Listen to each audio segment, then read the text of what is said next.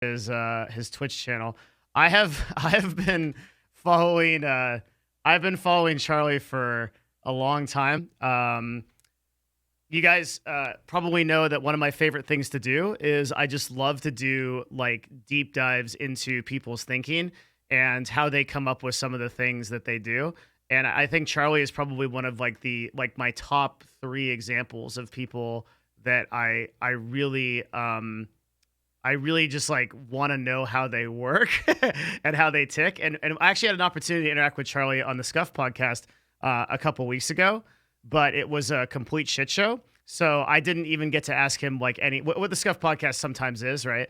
But I wanted to like ask him a bunch of stuff, like holy shit, we have this like incredible guest on the podcast. Like, who are you? Like, and I couldn't do it. And so then I tried to find a way to like ask him like to come on, and somehow it worked. He actually wanted to come on. So it's super cool.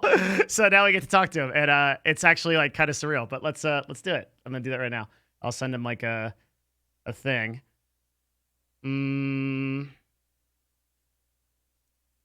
And I think you guys will really, really enjoy this talk. He is just such a super cool and down-to-earth person. And he's done some amazing stuff. Like, okay, this URL.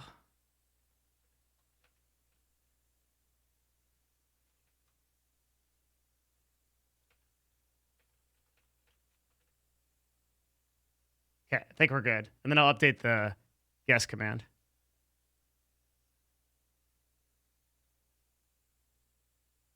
All right.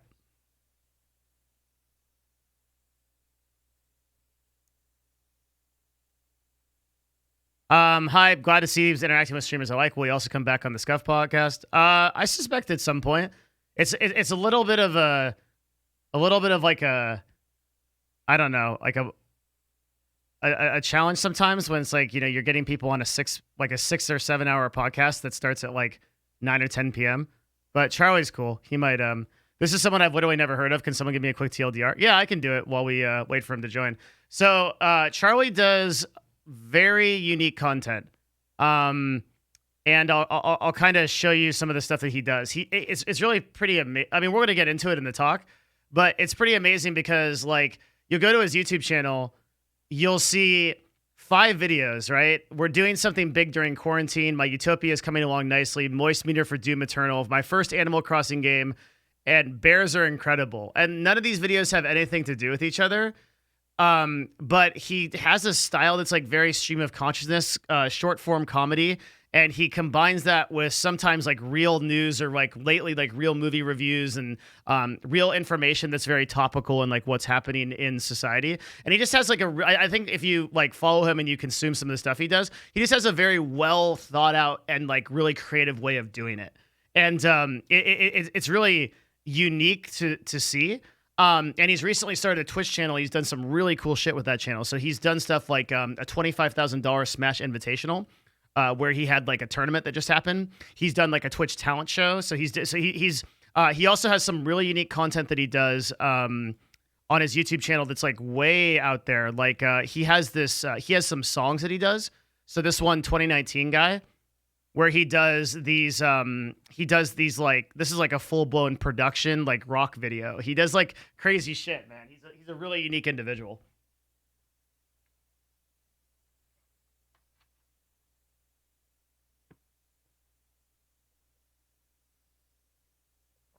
I love this, and I'm happy to see you two doing this. I've been waiting for this. Yeah, it should be good.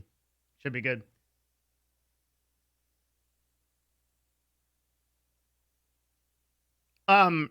He's the most unique YouTuber I follow. And I got like tea leaves. And I also think that like, man, I've had this thing where I've been going to like YouTube channels, and I'll click on the homepage and I'll go through all the stuff that there is to watch. And I just am not like excited about it. And Charlie's videos are the only videos that I actually watch, like pretty much every single one. I mean, you can see, right? Like in my history, or I guess it doesn't always show, but I've watched literally every one of these videos because I I just dig him, dude. It's hard to find like good content that is consistent, and I think he's one of the best people I know at that.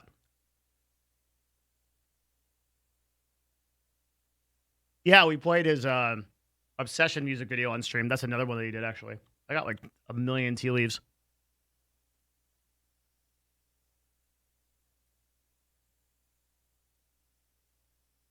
As statistics, Andy, how many YouTube channels are you sub to? Not that many.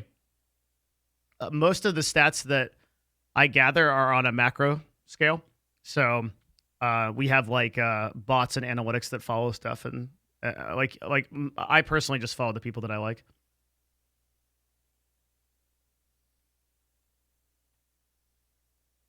I'm getting a lot of DMs about the COVID-19 thing being good. So thank you. That is super good.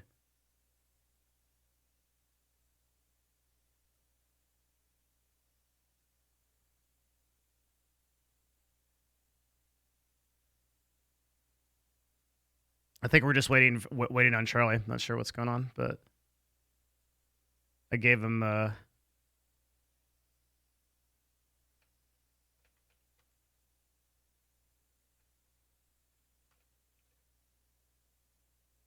link.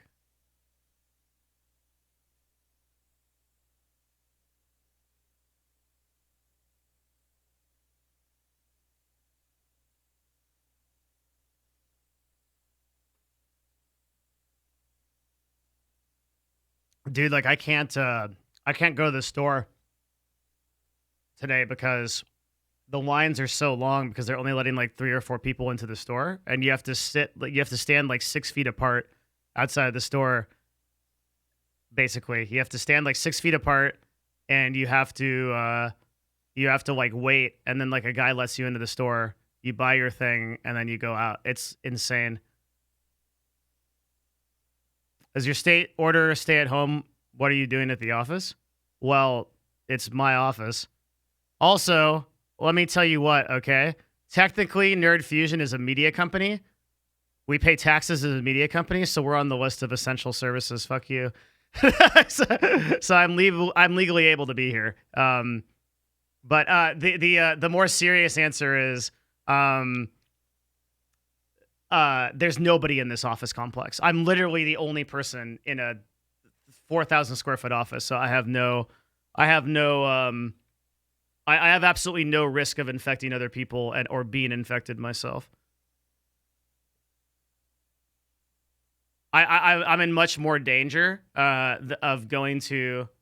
I'm in much more danger of like going to like a supermarket than I am. Yeah.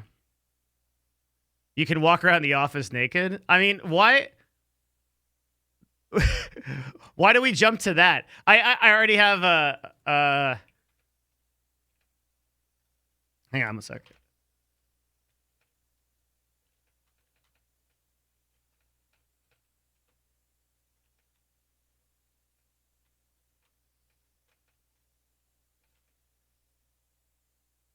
Okay. There's cameras that like security people watch. Most of the office complex is deserted. There's like I saw 2 people in the parking lot today that were standing 6 feet from each other and having a conversation. It looked very strange. Well, there's no one here. It's just Matt and I. Matt's the CEO, my partner. I don't even think he's here right now. I think I'm the only one here. Yeah, he's gone too, so everybody's gone. Most of our like employees we sent home. They have the like we recommended they stay at home. I think some of them are coming in to check on stuff. So like the studio manager, for example, has like a bunch of bells and whispers. Can I talk? Bells and whistles here? Whistles?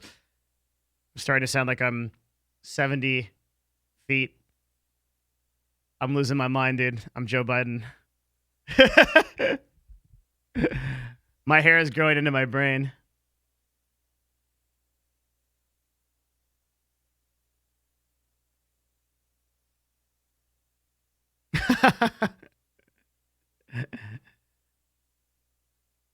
Gonna start talking about my pet cat that I had 20 years ago.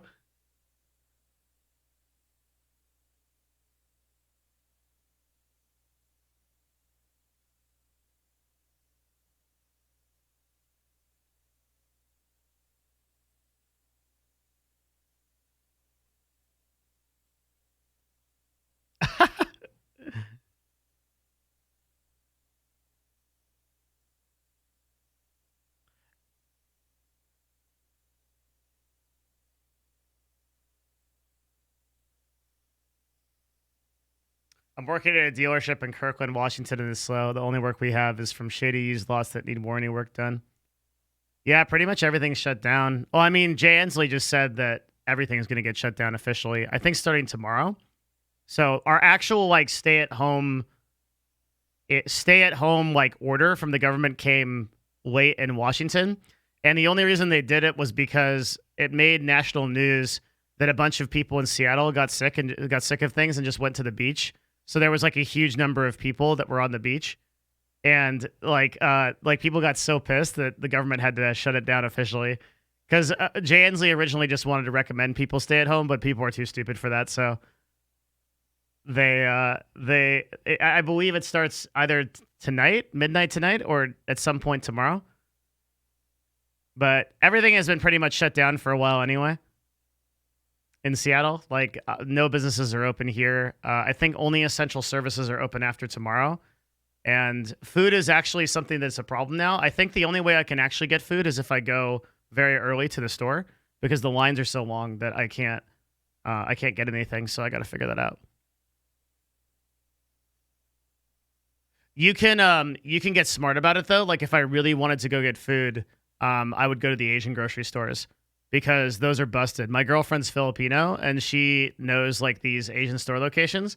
So she actually like goes to the Asian stores, and dude, people are living exactly the same. That you would never even know that anything is different there. I'm telling you, if you guys are having trouble and you're shut down or something, you should go to Asian stores. It's actually the fucking like it's the easiest hack in the world, dude. Like I go to the Asian store, there's people wandering around, no fucking masks, nothing, dude. It's just you get whatever the fuck you want, toilet paper, rice, anything. It's a free carry, dude. It's great. It's actually hilarious. I can't believe it. What's up, Charlie? Are you there?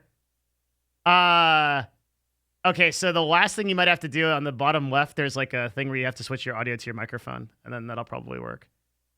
So I didn't mean to like put you through like a fucking like GMAT to figure out how to fucking use this. I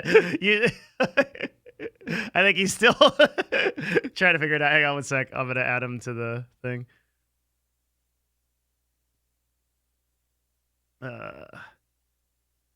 I gave him a fucking like Mensa test to use this software before. Let's see, reset. Okay, he's typing.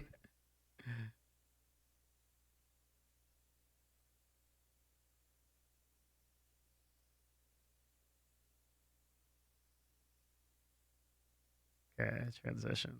Cool. Does it work? Oh, wait, let me check my Twitter.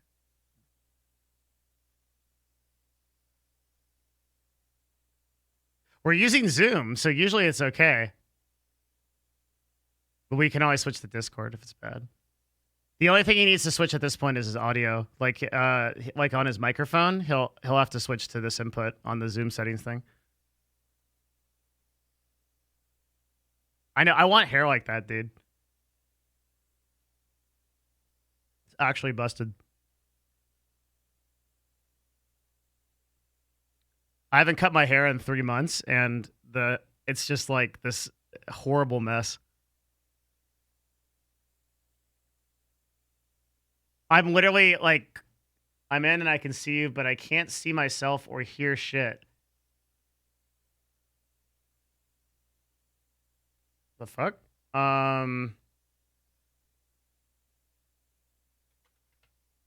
I can see you but not hear you on the settings. The left, select, correct, mic and shit. We can also do Discord if this is weird.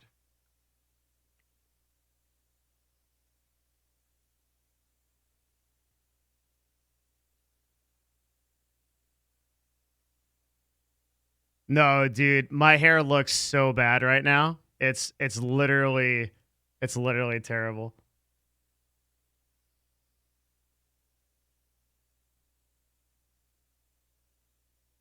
I can't get a haircut. I'm literally, the test works fine, but once they finish, it goes back to mute. What? Let me Gauza this. Hang on.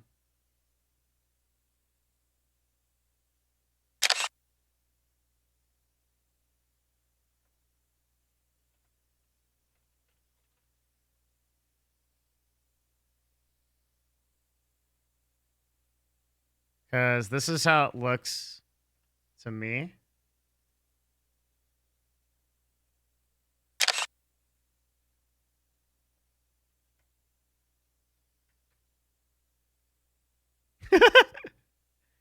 He can't fix his audio so far. Or actually, he's having like a ton of problems.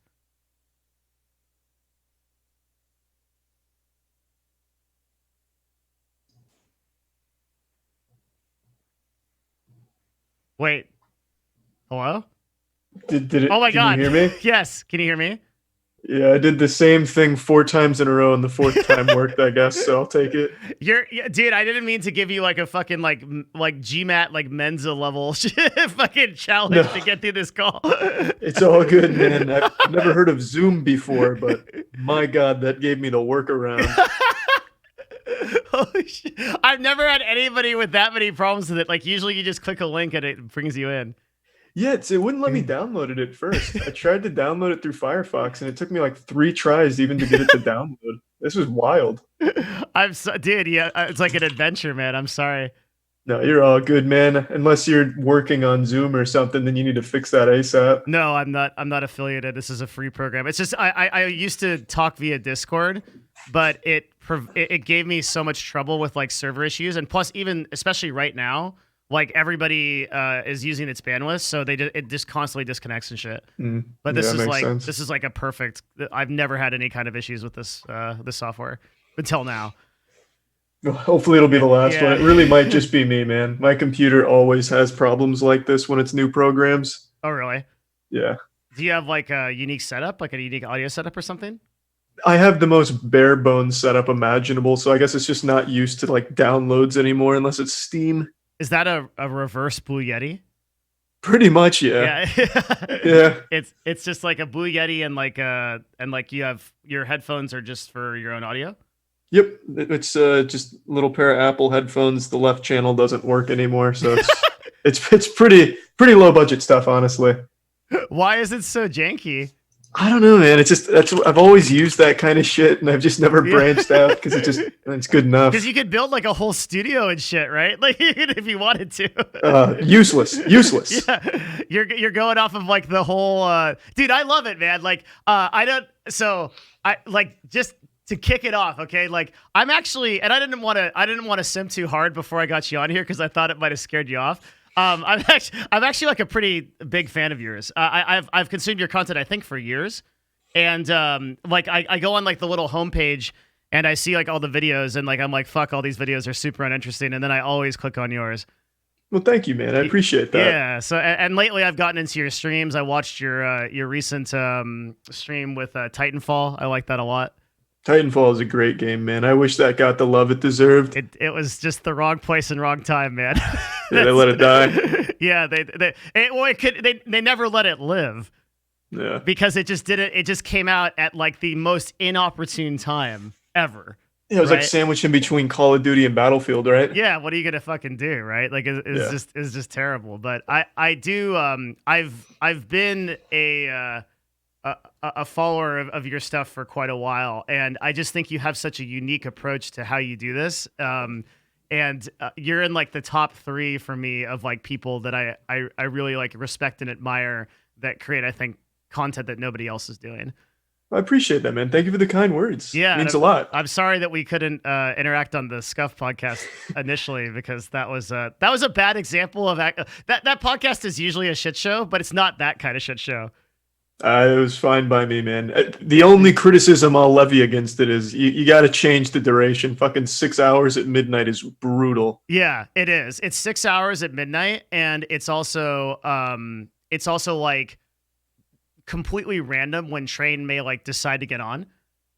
And so like what happens is like last week I was like watching fucking Altered Carbon like sitting in like a chair, and I'm like half asleep because it's 9 o'clock and I usually like take a nap because I think Train's gonna be on at like 10:30 or something.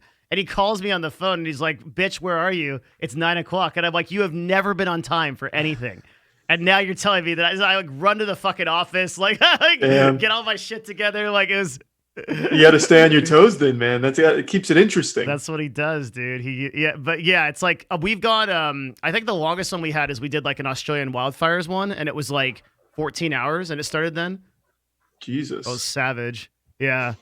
Oh my God, Ethan, thank you for the raid, dude. For appreciate that, and thank you so much for platforming Dr. Vincent and COVID-19. That was a good meme, man. Did you catch any of that? I got to watch a little bit of it. I went to a little calisthenics workout downstairs, and then I came in here. What's downstairs? It's just like, where I do my working out now that gyms are closed. Is this your house? Is this like your? Mm-hmm. Okay. Was the dildo trick video your house? It was my house. Okay. Yep. All the sex toy stuff happens in the house. Why do you have that? They send it to me. It started. What? I did it. I used to. Well, I'm not used to. I still do. I just make like little joke things with sex toys, and then Fleshlight started sending me some to keep making those things and see like what kind of shit I could do with more things. And then Adam and Eve started doing that. So now that closet behind me, if I open it, there's just dildos that fall out and fleshlights that fall out. That's crazy. That's gotta be great for first dates. Oh yeah, that closet right there has anything you could ever need for like a fetish. I have like 5 Fatty Patty inflatable sex dolls. What? I have 2 American Dreams, which is a 24-inch purple dildo. It's nuts.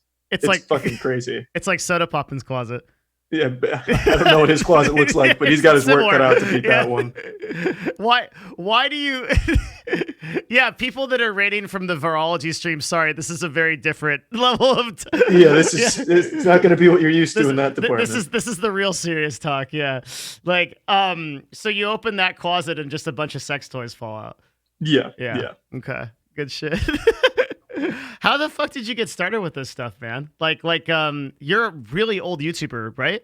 Long time. Yeah. So I started with Gears of War, and well, that's not where I started. I started stealing people's content from other websites when I was like 11. So I'd go to like softcore porn websites and I'd steal some of their stuff and post it on my channel at the time. And then I eventually flew too close to the sun and started re-uploading Cartoon Network shows. And Cartoon Network, they struck me down. So then I branched off into doing Gears of War stuff. I used to make anime music videos, and then I used to upload unsigned rappers' music.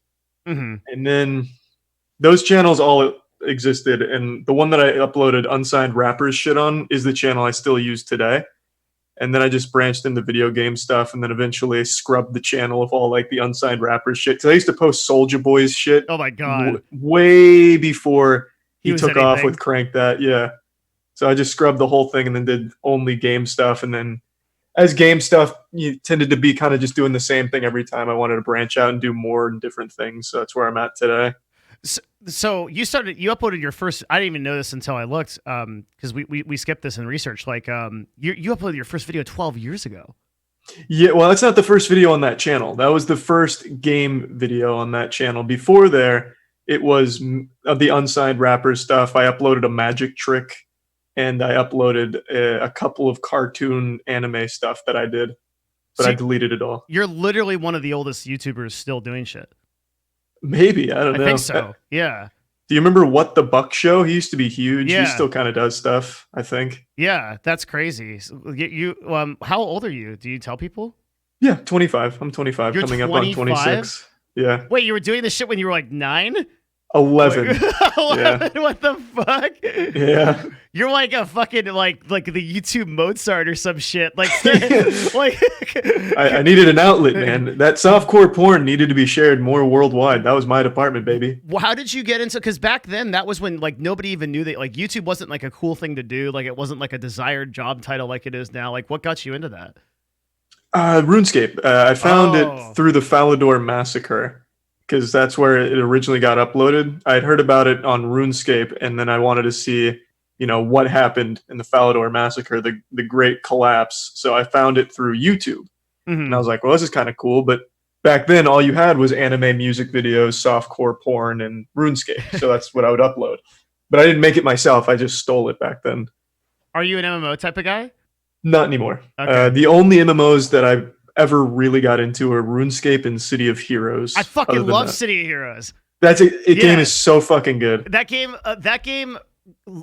that was another one of those games that like Titanfall that just it got sandwiched in between. I have to go way back now because it came out the same day as World of Warcraft. Yeah, yep. And then World of Warcraft started to get steam, and then you had Dark Age of Camelot, EverQuest 1. You had all those other games that were competing with it.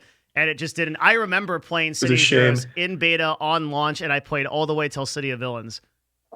Yeah, I played even past that. Yeah. I played up until closure, and then they brought it back because it shut down. Private server, yeah. Yeah, played on the private server, and I'm glad to see that private server is still all good. What was so cool about City of Heroes was there was Statesman, who was like the lead developer. He also had like a hero that was kind of like modeled after Superman. And you would see him because that was back in the day when MMOs like were more like MUDs, and the experience was like you had GMs that were creating story events and shit. And I remember Statesman like spawning in all these monsters to attack the central city, and he like led the heroes to defend it. And it was like you were like he was creating an event in the game. You weren't just like running like nowadays if you play like World of Draenor or something, like you're just going through whatever fucking script they wrote. Yeah. That was when the GMs would just real time make little stories for the community on that given night. It was really cool. Yeah, it was so neat and there was like all these City Heroes had all these like really unique classes. Unique to this day, I've never seen anything like them. Like you could really be any kind of hero. Yeah, you could mix and match so many different pools from like defenders, scrappers, brutes, and stuff. It was so good. It was so good. Super unique. Yeah, I live in this like weird existential void where like I'm waiting for. It's almost like a widow. I'm waiting for like my war veteran husband to come home and like he'll like in the form of a good MMO, and they'll just never return. Right? I'm looking into the ocean. I've got I'm waiting for the ship to come back with a good MMO, and it's been years and it's just never coming back.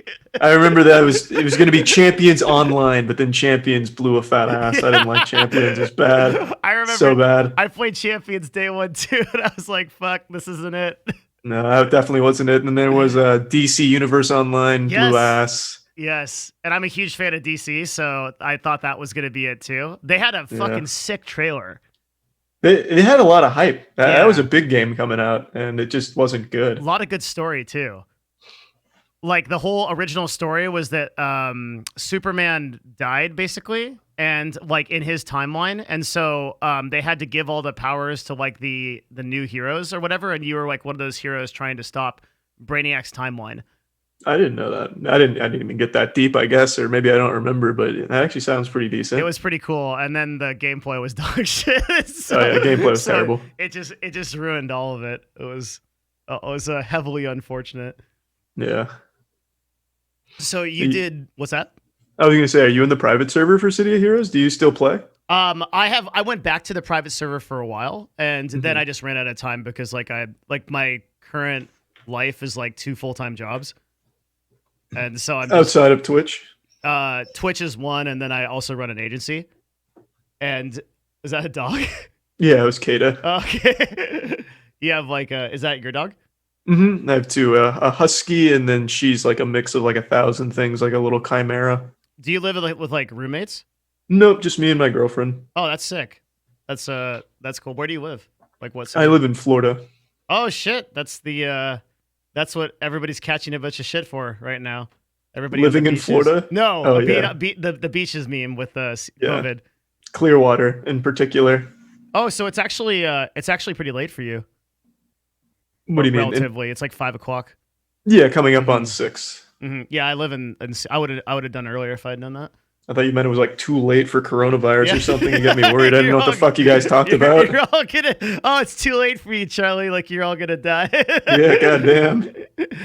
No, I think people were just really pissed at Florida because they. Well, Seattle did the same. That's where I live. Did the same thing. They all went out onto the beaches this weekend, and then our governor was like, "All right, fuck you guys," like, and they issued like the official stay-at-home thing. Yeah, that should have come far sooner for us over here, especially with Clearwater spring break. A lot of absolute idiots come from like up in New York and come down for Clearwater. It's a terrible beach, by the way, not to offend any Clearwater fans. It's like the most bare bones, basic beach ever. And yet for some reason is such a fucking hot spot. Did you do a video about this? About Clearwater? About like the Florida beach shit? No. Yeah. I did something about Miami. Don't spring break in Miami because I made that mistake years ago. The place fucking sucks too. If Miami is taken by coronavirus, the world is a better place. That is a cesspool. Fucking hate Miami, especially for spring break. He's speaking facetiously. Okay, we're not going to get any Casey Tron stuff here. Oh well, yeah, no, yeah. It's very clearly a joke. I'm not trying to take you down. Yeah, MoistCr1tikal is a comedy broadcaster and everything. If you see him say something, it's not because he actually wants Miami. Well, yeah. Or if he does, he's not really saying it. Yeah. It's my bad. I didn't even consider that. They seem to be kind of cracking down on stuff that could go either way. Very, very clearly kidding. Yeah, but Miami does suck. Twitch is very weird about those sort of things, as you know. I remember it was really interesting. Like when I followed you on YouTube before you started streaming in a meaningful way, you were like pretty anti-Twitch, right? Yeah, it was very different back then. And I'm also, by the way, like pretty. I would say, I don't know. What do you guys think? I'm pretty anti-Twitch in general. In the sense that like I think the organization is like very bloated and has a lot to work on, but at times like has like the right vision. But I interact with them on a lot of levels, right? Because I have to I work with them directly. We're AOR for Amazon Canada, and we also do like a bunch of work with like Amazon and Twitch at like a bunch of different levels of the agency level. So but I also am a broadcaster. So I vibe super hard with like your initial experience of Twitch was like kind of like shaky, or like how did that work? My initial like first contact with Twitch, like the aliens at Twitch, they were great. I have nothing but positive things to say about everyone I've talked to at Twitch at every single level. That's cool. They've been extremely helpful, extremely supportive. Like they've been absolutely fantastic. It's just there's like, and I talked about this at some point, there's like this shadow sect at Twitch that does like the sketchiest decision making when it comes to bans. Yeah, there's the trust and safety team is essentially like this it's actually like the closest thing to like a intercorporate Illuminati. Yeah, like that's exactly what it feels like. They answer to no one. They have their own system of rules and like way that they go about things. No one really knows like completely who they are. They have no social media presence whatsoever. Yep. Yeah, and then they come like with the Casey Tron thing, right? Like she literally said something that was pretty clearly a joke about COVID-19, which was essentially like something along the lines of like, you know, if the old people die, like we're better off or whatever, right? And it's like she clearly didn't mean it. It was and then that like her channel is just indefinitely suspended. Yeah, that was such a heavy-handed approach to that because you really have to stretch to think it was anything more than a joke. I like to keep up with internet drama, especially like petty squabbling, so I'm well aware. It's crazy to me at how anyone would hear that and be like, my God, she hates old people. My God, she's advocating for the death of old people.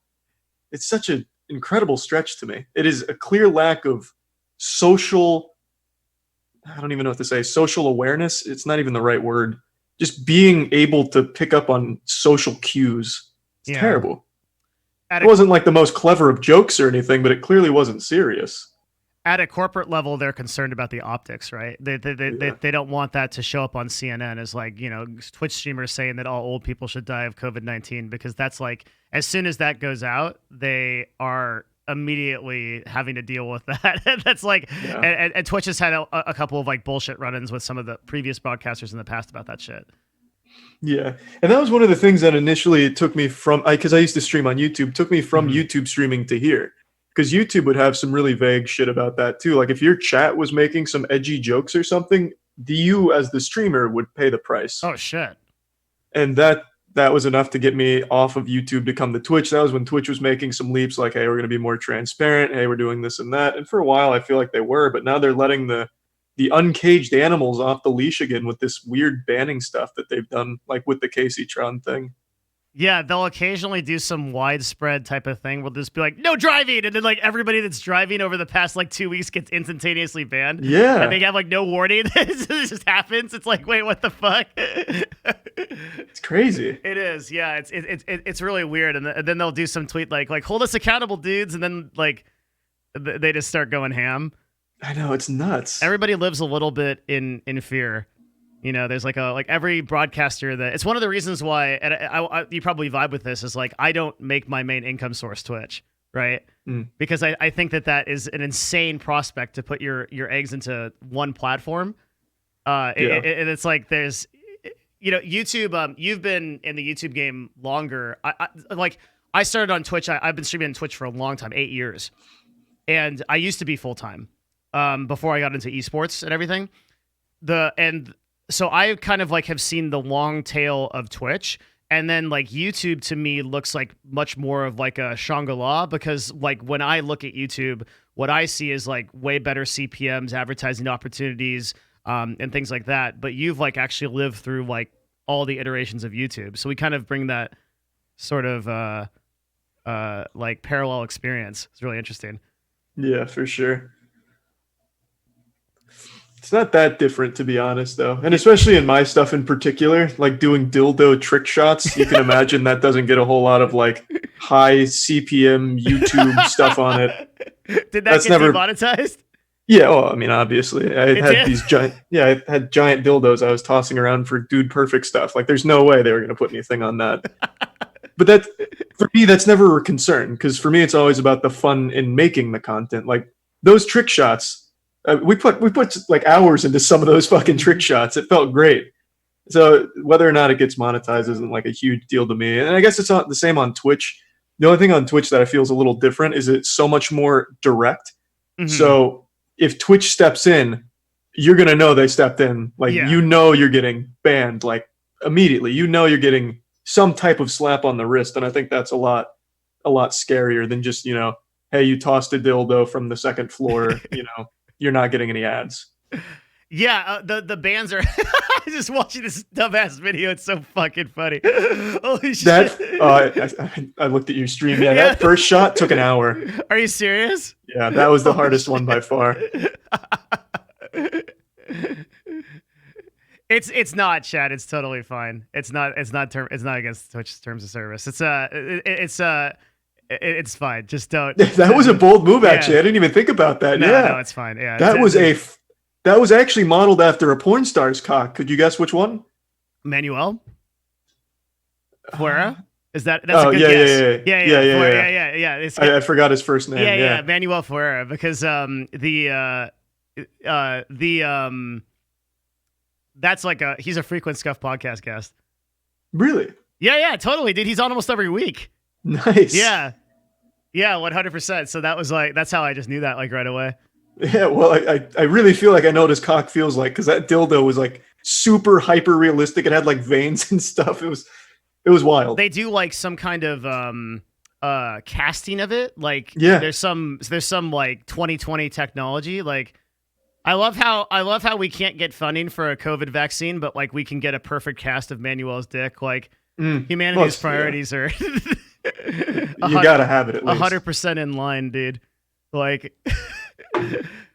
so you have like the last like 5 videos you did are like, okay, we're doing something big in quarantine. My Utopia is coming along nicely. The Moist meter for Doom Eternal, which is his reviews for video games and movies. My first Animal Crossing game, and Bears Are Incredible. You're the only YouTube channel where it's like you have 5 YouTube videos that have nothing to do with each other. They're completely just fucking random stream of consciousness shit, and yet all of them click, all of them work, and like you have such variance in your content. And like, how do you do this? Well, I mean, it's fucking sit at home and just have fun making stuff. I don't know. a lot of people play to like algorithms and trends, but for me, it's just whatever is fun at the time. So like out of those five, bears are incredible. That one's just a stream thing. I do just chatting streams, and people, it's turning into like a David Attenborough cum dumpster. So people always recommend like animal stuff, and that one was all about bears. But then the other ones like Animal Crossing, I turned my Animal Crossing island into a sexual paradise and OnlyFans, and I'd charge people. So I was chronicling that. And then the quarantine thing is just a bunch of tournaments that we're going to be doing for the Smash community. It's just anything that's fun at the time. Just a whole bunch of different things. A lot. Some of it's reacting to stuff like the bears. Then like the coronavirus hoarding. That's me talking about some of the shit going on with the coronavirus. Like in my area, there's no chicken left. That shit's a scarce resource. Marvel's announcement right there is when they released the Snowflake and Safe Space stuff. Whole thing, yeah. Yeah, it's just anything at the time that either piques my interest that I know I can make some, have some fun making, or just something I want to talk about or watch and make jokes about. How do you know what to do? And like we'll probably get like pretty deep into this because my belief is that like everybody kind of has a methodology. You seem to be able to very consistently make topical and relevant content.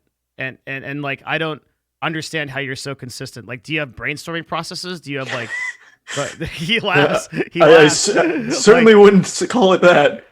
Really? Like, yeah, not 9 times out of 10, it'll just be like scrolling through Twitter, taking a shit and see what people are arguing about. Are you serious? It's always the dumbest shit. And then I'll find like videos that are related to that topic that are really fucking dumb. Do you do any kind of brainstorming or any kind of like planning, or do you write anything down? Do you have like an idea notepad? Kind of, actually. It's typically ideas that I know I can't do. So it's usually like a lot of really dumb shit. I shared a couple of them. I think I still have a few left. Oh yeah, spending the day with Jimmy Fallon. There's a Jimmy Fallon ride at Universal, and I was gonna do like one of those dumb fucking YouTuber challenges where I ride it for 24 hours or some dumb shit. What? But I'd never want to do that. So the ideas that I write down are the dumbest fucking ideas I have, and everything else is at the time. What did I find fun, or what was I reading about, or what did I see? You must have some internal sense of how it's going to work or respond on YouTube. Like in 12 years, is it just that you are literally like Area 51 government style? Like you've done this so long, you have a complete sense of what's going to happen? In terms of what? Success of the video, things like. Do you not care? That never factors into anything. Really? Like, yeah, one of these ideas, how strong is a condom? Like, do I think that video is going to do very well? Probably not. I mean, everyone knows how strong a condom is, but it's about having fun and really stress testing a condom. But your videos do work well. Like, you don't get any videos below like 300K views usually. That's just very lucky. I'm in a very lucky position. That's not true. And I'm glad that people find them as fun as I do making them. There's no way that's right. There's always a method to it. Like, there has to be something you're doing. Let's take an example of like one of your like consistent things, like moist meters, right? So that was like a fairly recent addition to your channel, right? I think it was like 2 years or so. Yeah, somewhere in there. And basically, guys, what moist meter is it's actually like really. So what I'll do, I'll watch every moist meter, but I usually won't watch the movie ones until I've seen the movie. And I watched your one for like 1917. I loved it. It was like super spot on. The moist meters are his reviews, basically, of like a game or like a movie. Like, why did you start doing those? That was a friend of mine, Jackson's idea, because Jackson and I, we always watch movies and then we make jokes about the movies or talk about it and give our opinions on it. And he's like, well, why don't we do something with that? So we started that. The first moist meter we did was Mass Effect Andromeda. And then we had a lot of fun, making jokes about it and then eventually giving a score to it. So we just kept doing it from there. That's really about it. Yeah, it was just the moist meters are mainly there are opinions of the game and basically like the most layman's way of viewing it. It's genuinely like, what if a frat douchebag watched an art movie? What did he think? And it's kind of like that perspective. They're not like the most high quality reviews you'll ever find in the world, but they're fun ones about, the product. Do you script your videos? Nope. What? I've never made a script. Do you do retakes? Oh yeah, yeah. Oh Okay. yeah. How often? I guess it depends on the video. The stream stuff, obviously, that's all live. Yeah. Something like the infomercial dubs, sometimes I'll say something and then I'll like fumble a word, or then it sounds like it makes no fucking sense. So then I'll just redo it to make it, more coherent, something like that. It's not like super often, and it really just depends on what the content is. Do you plan your titles and thumbnails?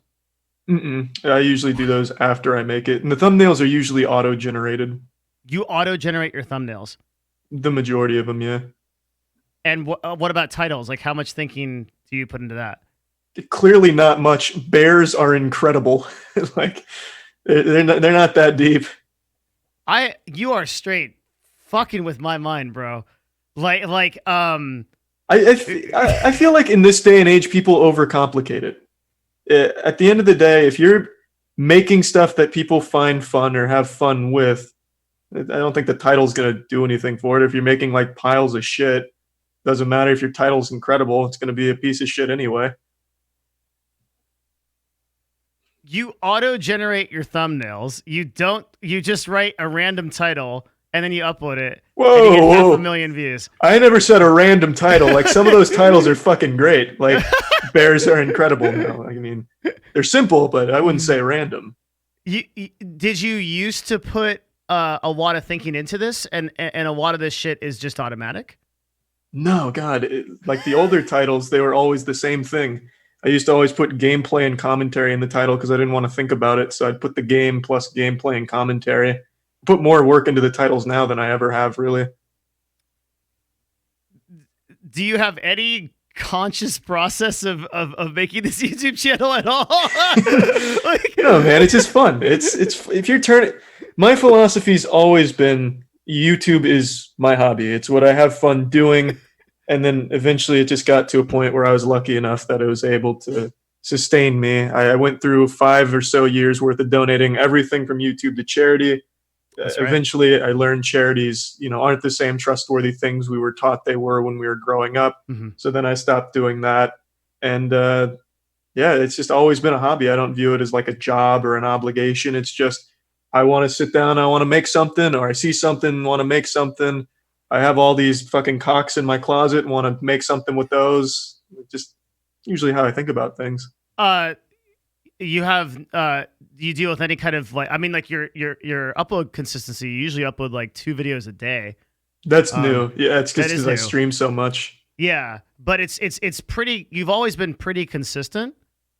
I don't know if you've had. I haven't followed you long enough to know if you've had any really long breaks in content. Do you have any motivation issues about like uploading stuff? Like you just, like, do you ever have to like, you have no sense of like obligation to the channel? Like, could you just like leave for a month? Like, do you feel like that, or like how does that? No, I don't. I would never see myself doing that. Like that, I'm at my happiest when I'm making things. So I don't think, regardless of what happens, I'd ever just stop creating something. I did that one time because I had a health problem back in 2011 and I took 2 months off and I was miserable. Not just a health thing, but I felt like I was just missing a big piece. So I don't think I would take that kind of time off or anything, but like you said, it's not like an obligation for me. I don't feel like gotta sit down and do this, and that. It's just, I want to sit down and do this, and that. So you have no attachment to the money or the views or anything? No. I sincerely believe that from you. Most people say they don't, but they do. But with you, I fucking believe it 100%. Thanks, man. Yeah, I'm not like you are simultaneously one of the most interesting and also frustrating people I've ever talked to. Because like I'm looking for success that leaves clues, right? And I'm like, dude, you have to have like some methodology. Like, I don't know, dude, bears are incredible. And I'm like, fuck, what do you mean? So like, did you grow up in such a way that like what is it that you feel like you could just go get a job and like you don't worry about it? Or like, did you grow up in a way where like your parents like taught you certain values that like just not to worry about shit like that and just kind of do what you love? Like you have a very unique outlook on this. My parents were always super supportive of like anything I did. So when there was money coming in and I said, look, I want all this to go to charity, they didn't argue. They're like, you know what? That's totally fine. You're right. Even though most parents would probably be like, you shouldn't do that. You can't do that. Save it for college or anything like that. Because at the time I was in high school, something like that. So they've always been super supportive of like pretty much anything in that department. And growing up, my parents they always had this outlook of do the thing that makes you happiest always, regardless. Like they'd take, you know, like a pay cut or something to do something like a vacation with me or, spend more time with me and just do stuff like that. Mm-hmm. I don't know if that really had like a subconscious role in how I look at things, but that is something that I did have growing up. You approach this almost like somebody approaches drawing, or like that's what I think is so fascinating about this is like like there'll be people that just like I want to draw a picture because I just want to see it in the world, and it's similar to you on YouTube. Yeah, it's definitely one way of looking at it. You brought up like success clues and stuff like that. I think the most important thing for anyone trying to be successful on the internet, and it's something I talk about a lot, is you have to accept like within yourself that at the end of the day, a lot of it is going to boil down to luck. You can have the most banging thumbnails, the best titles ever, and even the content could be absolutely unbelievable.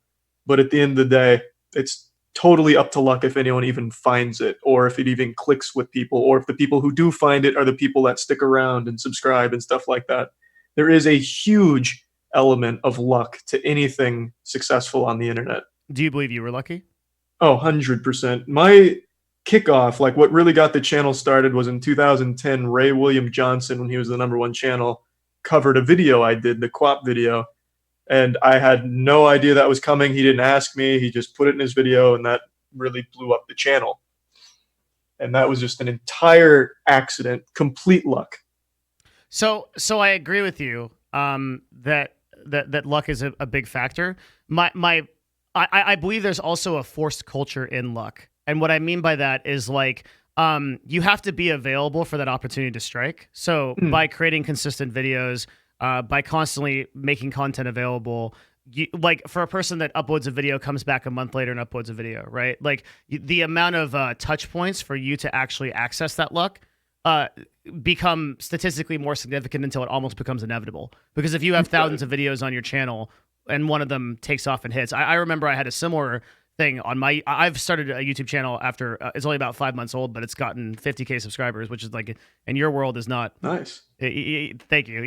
No, that's good. There's this weird inflation of numbers. 50K is a fucking ton. Like that's a lot. Yeah. I feel. Thank you. I feel like it is, and it's like it's active users and like they're responding to the videos, and like the ratio of viewers to subscribers is still quite high. Like the videos get like anywhere between like 30 to 100K views sometimes. And there was a guy named the Fortnite guy who like did that same thing. He like embedded a video in one of his, and it got like a ton of press and like through like 8,000 subscriptions to the channel made like a huge difference. Yeah. So and you mentioned consistency. That's another thing I talk about as well. You have to be lucky, but also consistent. It's interesting timing because we talked about this on the podcast I do yesterday because we were talking about it at the time. And that really is like the main two things. You have to accept you need to be lucky and you need to put like hours into it. You have to be there for that luck. So that is like the two main key components, I'd say. You do a lot of things that I think are simple but not easy in terms of like uploading in a consistent schedule, being there with your content, like keeping consistent themes and things like that. That despite the fact that you like I've come to believe that a lot of things like titling and thumbnails like really matter and can make like a huge difference. But I think you can like almost, well, no, not almost, like you basically ignore that stuff because you're doing so many best practices in terms of like uploading and creating the content. I suppose it's just for me. I've always believed that if the content's good or, if you had fun with the content, then everything else might just fall into place. And if it isn't, and you have good titles, it's not going to matter anyway. No one's going to be like, I fucking hated the video, but that title made my dick hard. I'll stick around. Like it's never going to happen. True. So I've always made sure, like, if I'm making something, it's something I had a ton of fun making, and that's the main component. That's a good segue because I want to talk about 2019 guy. When this Hey! when this came out, I watched this day one, and this was a complete divergence from your other content you've done. So Yeah. what this is, guys, and I'm going to link the video for you, is this is a full-blown music video, like a production. And it's a hilarious song about basically just being a total cuck, like and like kind of how shitty people like people of that age group have been in this day and age. And I mean, he's full-blown on the guitar, he's singing, he's Whoa, I'm not on the guitar. You're not on the guitar? No, it's a duo. It's me and my friend Troy of the band Soul State. Okay. So we formed the band together, the Gentle Men. So we have 2019 Guy, Obsession, and then a couple more coming out in the next couple months. Obsession was actually a really, so I played that whole video on stream for my audience when it came out, and that was like a video about the like the Twitch meta and girl streamers and shit like that. It was actually like, okay, number one, Charlie, that was super fucking edgy, dude. Especially the end. Right? I mean, I know you warned people, but holy shit, dude! Like that was. I'll link that video for people that want to watch it. Like this was some edgy ass shit, dude.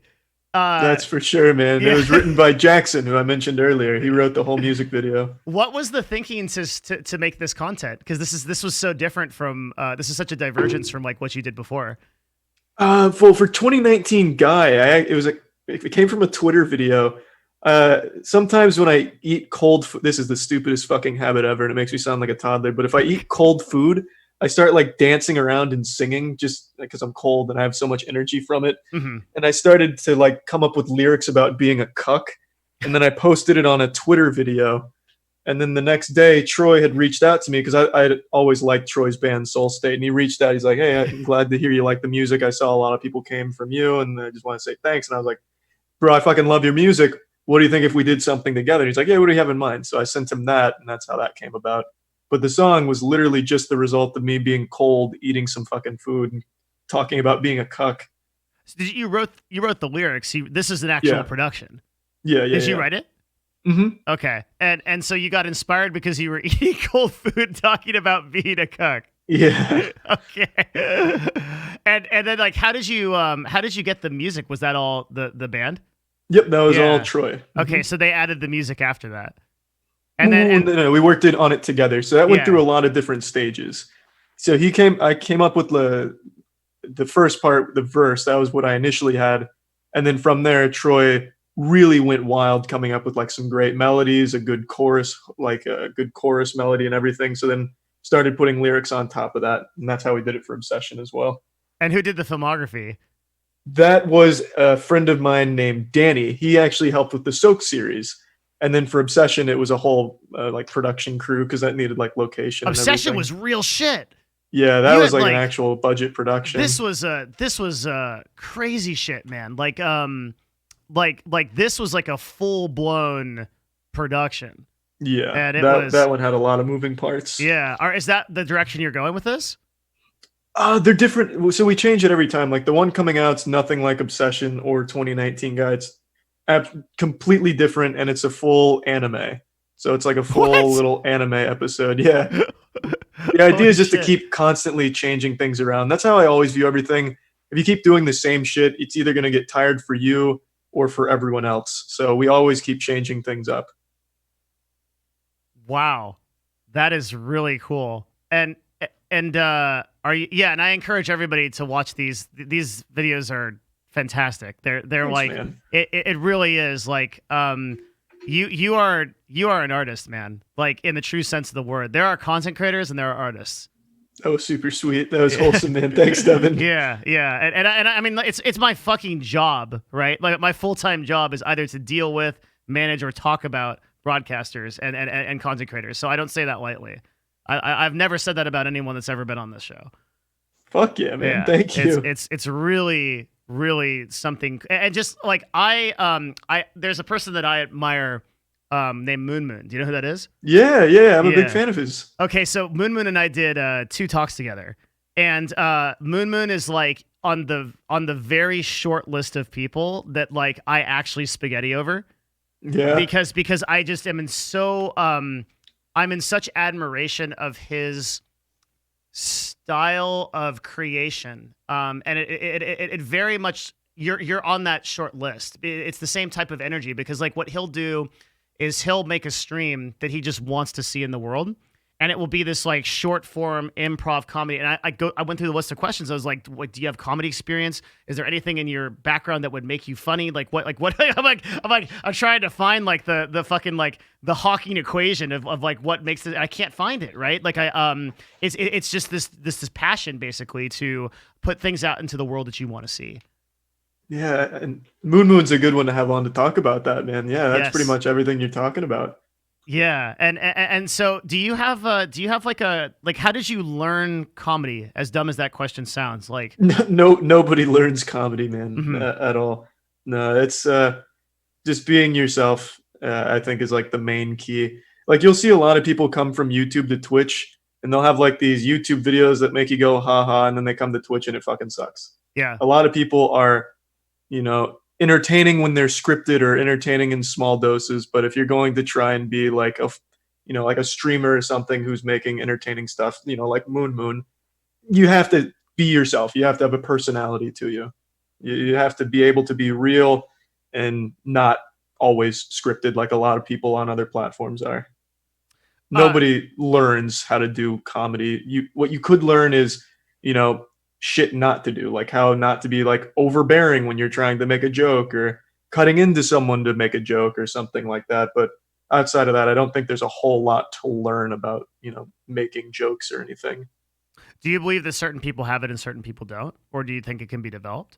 I think anyone can develop it. It's all about reading rooms, I think. Especially, well, I guess if you're alone, you can't really do that unless you're talking to Twitch chat or their backseat gaming or some shit. I don't really know, but a lot of it just comes with being able to pick up on social stuff. Like maybe if you're in a crowd of sports fans, you won't want to make a joke about Smash Bros or something. Stuff like that. It's just being able to read the situation and read what works and what won't. Holy shit. Do you view any of this as work? Like some days you'll have 2 videos come out and you'll run a stream for 6 or 7 hours. No, I don't. I definitely don't view it as work. I will say, like the tournament stuff, though, that's a lot more. That's a lot more going on. So that sometimes that feels like, a little bit of work putting it together, but it's always worth it to pull off like the really fun streams about it. So but I never. Sorry, go ahead. No, I was just gonna say I never really view any of it as like work or a job or anything like that. So he's referring to the he just had a thing called was it the Moist Invitational? Soak series, series, yeah. It's a $25,000 Smash tournament. Yeah. And he eventually got some like big personalities in there. I think Void was in it. Void's one of my boys. He's from CLG, and he's the guy I brought on to CLG for Smash. So I was watching him in the tournament. And the Soak series. How did you like? Did you get funding for this? Yeah, it was Twitch and I, and now awesome. We're doing more. Yeah. We're doing more since all the in-person events are off. So we're doing another one of those, but across like 4 months and a lot more money and a lot more tournaments. I like to support the communities that I enjoy and communities that I think deserve that kind of support. And I think Smash is the perfect one. And I like to put I like to put money into things like that. People that deserve it, put it back into content. So that way, if you sub to me on Twitch, that's probably going to something big like a tournament or something.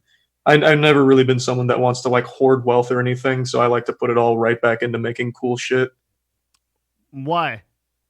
I think it's best spent that way, man. Like, what the fuck are you gonna do just hoarding money your whole life if you never put it into something you're passionate about or make something cool out of it?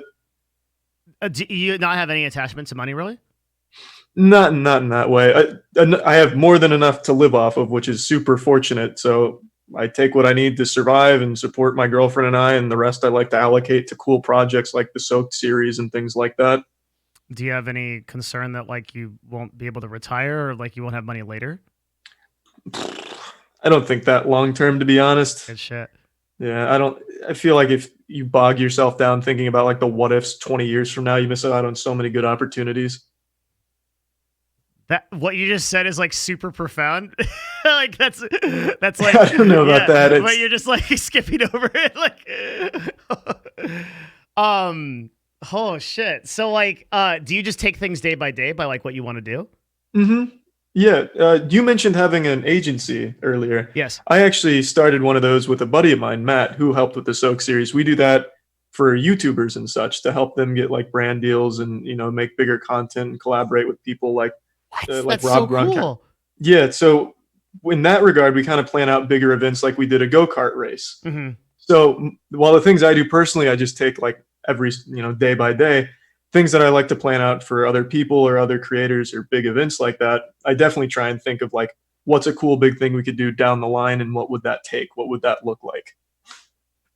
Is your agency what's the agency called? Human Media Group.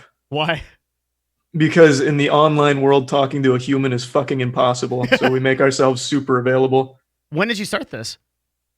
About 6 months ago, we really started getting everything going. Do you rep people exclusively, or do you like just? No, exclusivity online, I think, is that's a hemorrhoid right there. You need to have your doors open. Interesting. There's nothing wrong with exclusivity, but Mhm. in the online world, I don't think you should be tied down to just one entity. You should be able to take from here, and help yourself out because it's so volatile on the internet. So we don't like tie anyone down in that regard. We just, if you take from us, we consider you a client and you're on board, and we'll set up big things for you or help you out where you need it, legal work, anything like that. Mainly the idea was, since people keep getting fucked, like on YouTube in particular, Twitch we also. wanted to, we don't really have too many streamers at the moment, but just in general on the internet, it was mainly to help alleviate that and help them survive online. Because on YouTube, you could post a video that gets 1 million views and you make 51 cents. That happens constantly. And then you also could be just getting outright fisted by some agency that you work with. So it was mainly to help in those cases and help set things up that they want to do that are a little bigger scheme. Do you have a sales team and staff and stuff, or? We have it's a small team. I think we're 8 deep right now, and all of it's mainly just geared towards getting people deals that they want, so that way they can fund projects that they want, or getting them in connection with people that they want to work with. Like Rob Gronkowski, like the Gronkowski family is someone we work with. So if like some of our clients want to work with them, we try and bridge that gap to get them to work together. So you have a podcast, you got a Twitch stream, you got an agency, you got a YouTube channel, you upload 2 times. Do you edit your own videos? I edit almost all of them. Holy except shit. the Moist Meter and the podcast. What the fuck? How the fuck do you have time for all this shit? Bro, time, it's not like there's so much time. If you like stop and like break it down, there is a lot of fucking time in the day. True. There But are you is. scheduling this shit out? Like, do you say like, okay, No. from 7 to 9, I'm going to work, or things like that? No. What the fuck? Wait, do you play video games on your off? Do you have a lot of off time, you feel like? Do you play video games? Like, I have tons of off time. I play, recently Animal Crossing in the off time with Tiana. There's tons of time, man. It's about perspective. People will allocate way too much time to a simple task, and then, fucking 9 p.m. and all you've done is jerk off by candlelight and maybe wrote down 2 lyrics to a song or whatever you're working on. There's a ton of time in the day to do everything that you want to do. I feel like I'm getting punked right now. Like you have Hermione's time watch or some shit. Like the chronosphere. Yeah, like or something, because like, okay, so like what you're doing seems impossible. And also the way you're doing it. Like what makes you just not wake up and smoke weed and eat cookies all day? I just don't like to do that. I don't know. It feels a little yucky to me. It's like, shit, all I did was eat some cookies. Why did I bother? So I eat healthy, I work out, try and do the best things you can do. I'm a bit of a hypochondriac, so I'm washing my hands like fucking 50 times a day. Bad time to be a hypochondriac. Yeah, it's a rough environment for hypochondriacs out here. Yeah, it's even like hard to go outside at this point. Yeah, well, I haven't been outside in like a month now because of this shit. Do you just DoorDash shit? Yeah, well, and Tiana works at a veterinary place, and that's an essential, so she still works, picks it up on her way home. I see. So you send the girl out so you don't die? Oh yeah, I wouldn't. I wouldn't go out there, man. Yeah, it's scary out there. So you like do you have any so you have like an internal kind of direction or sense of obligation? Obligations is not a right word for you, but like it's like motivation to do things. Like you get up, you start Do you have any process? Do you have any kind of like 4 p.m. I make a YouTube anything like No, anything I no, can no. hold on to? Yeah. No, no, no, no. Like, You won't find that with me. It's you're more just this like floating fucking entity through space that's just like bopping out fucking stuff, like, bloop, I guess. it's the I don't weirdest know, shit I've man. ever seen. And you never lose motivation or momentum or anything, or like you never have like days where you're like, ah, fuck everything. Like, do you take days No, off? man. No. Well, yeah. I mean, there's definitely days where I don't do anything. Like I'll sit down and watch Castlevania, binge that or I something. fucking love But this last season Castlevania. I just I watched haven't it. finished it yet. I'm only halfway through. Yeah, it's I love seasons 1 and 2 though. yes, it's great. It's fantastic. It's like a combination of like awesome fucking lore with like really good philosophy, And really good animation. really good animation. Yeah.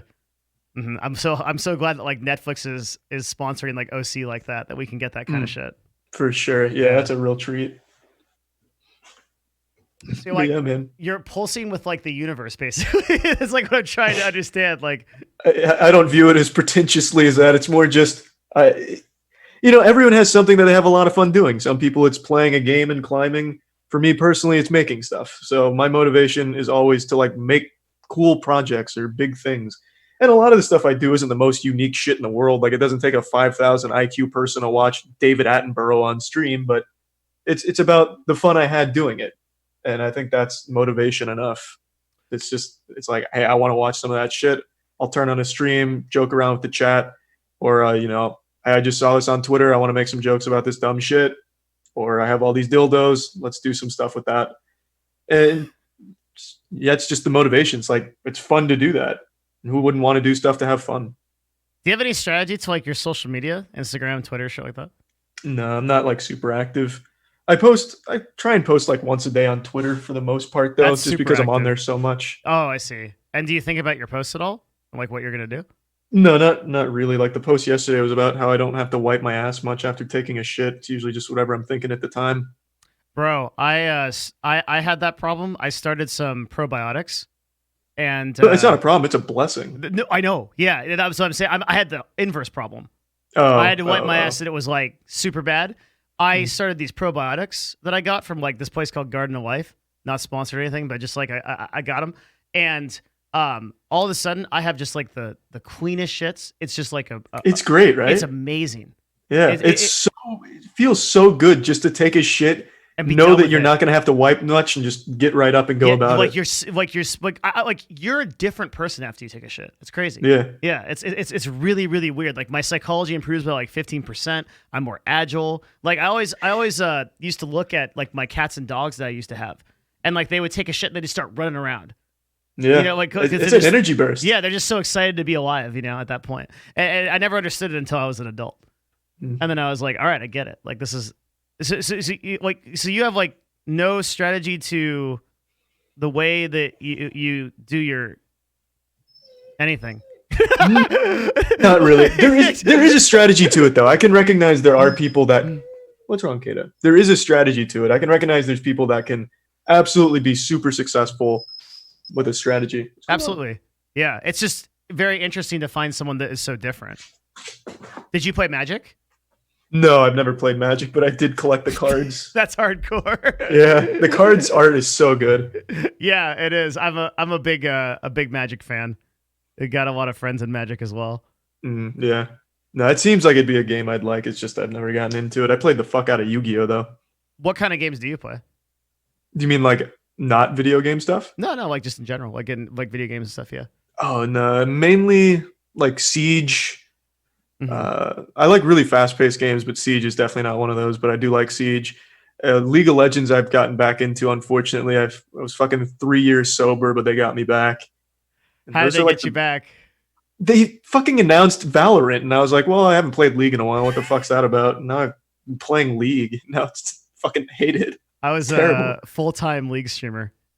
Were you really? Yeah. That's how I got God. started. I had 3,000 concurrent viewers most of the time, and I one day, like, I played so much League of Legends. I built these like jungle tier lists. This is eventually what got me into esports, like how I ran CLG and shit. I was so much of a League streamer until one day I woke up and my finger hovered over the start streaming button. And then I just started crying, like and then I like laid under my desk and just like cried for like 15 minutes. And then I started streaming. I said, guys, I'm going variety. I can't do this anymore. And I lost all my viewers. I lost everything. To this day, we've never been bigger than that. Like, I have a good feeling you'll get back to it, man. You can't torture yourself doing the same shit. That's exactly what I was talking about. You do the same thing every day. You're going to get tired of it. You're going to feel fucking miserable. You got to keep it fresh. Completely do what I love now. And then like as of like 2 or 3 weeks ago, before the Path of Exile League came out, I started playing League again. So I feel that like I vibe with that. I'm like a Zyra one trick support that just nice. AP carry. Yeah, but I used to be really serious into it because I actually started as a coach for the LCS. That's a cool opportunity though. So at least you got something good out of it. It was really cool. And then also we got to do a ton of retarded shit because like esports was in its infancy.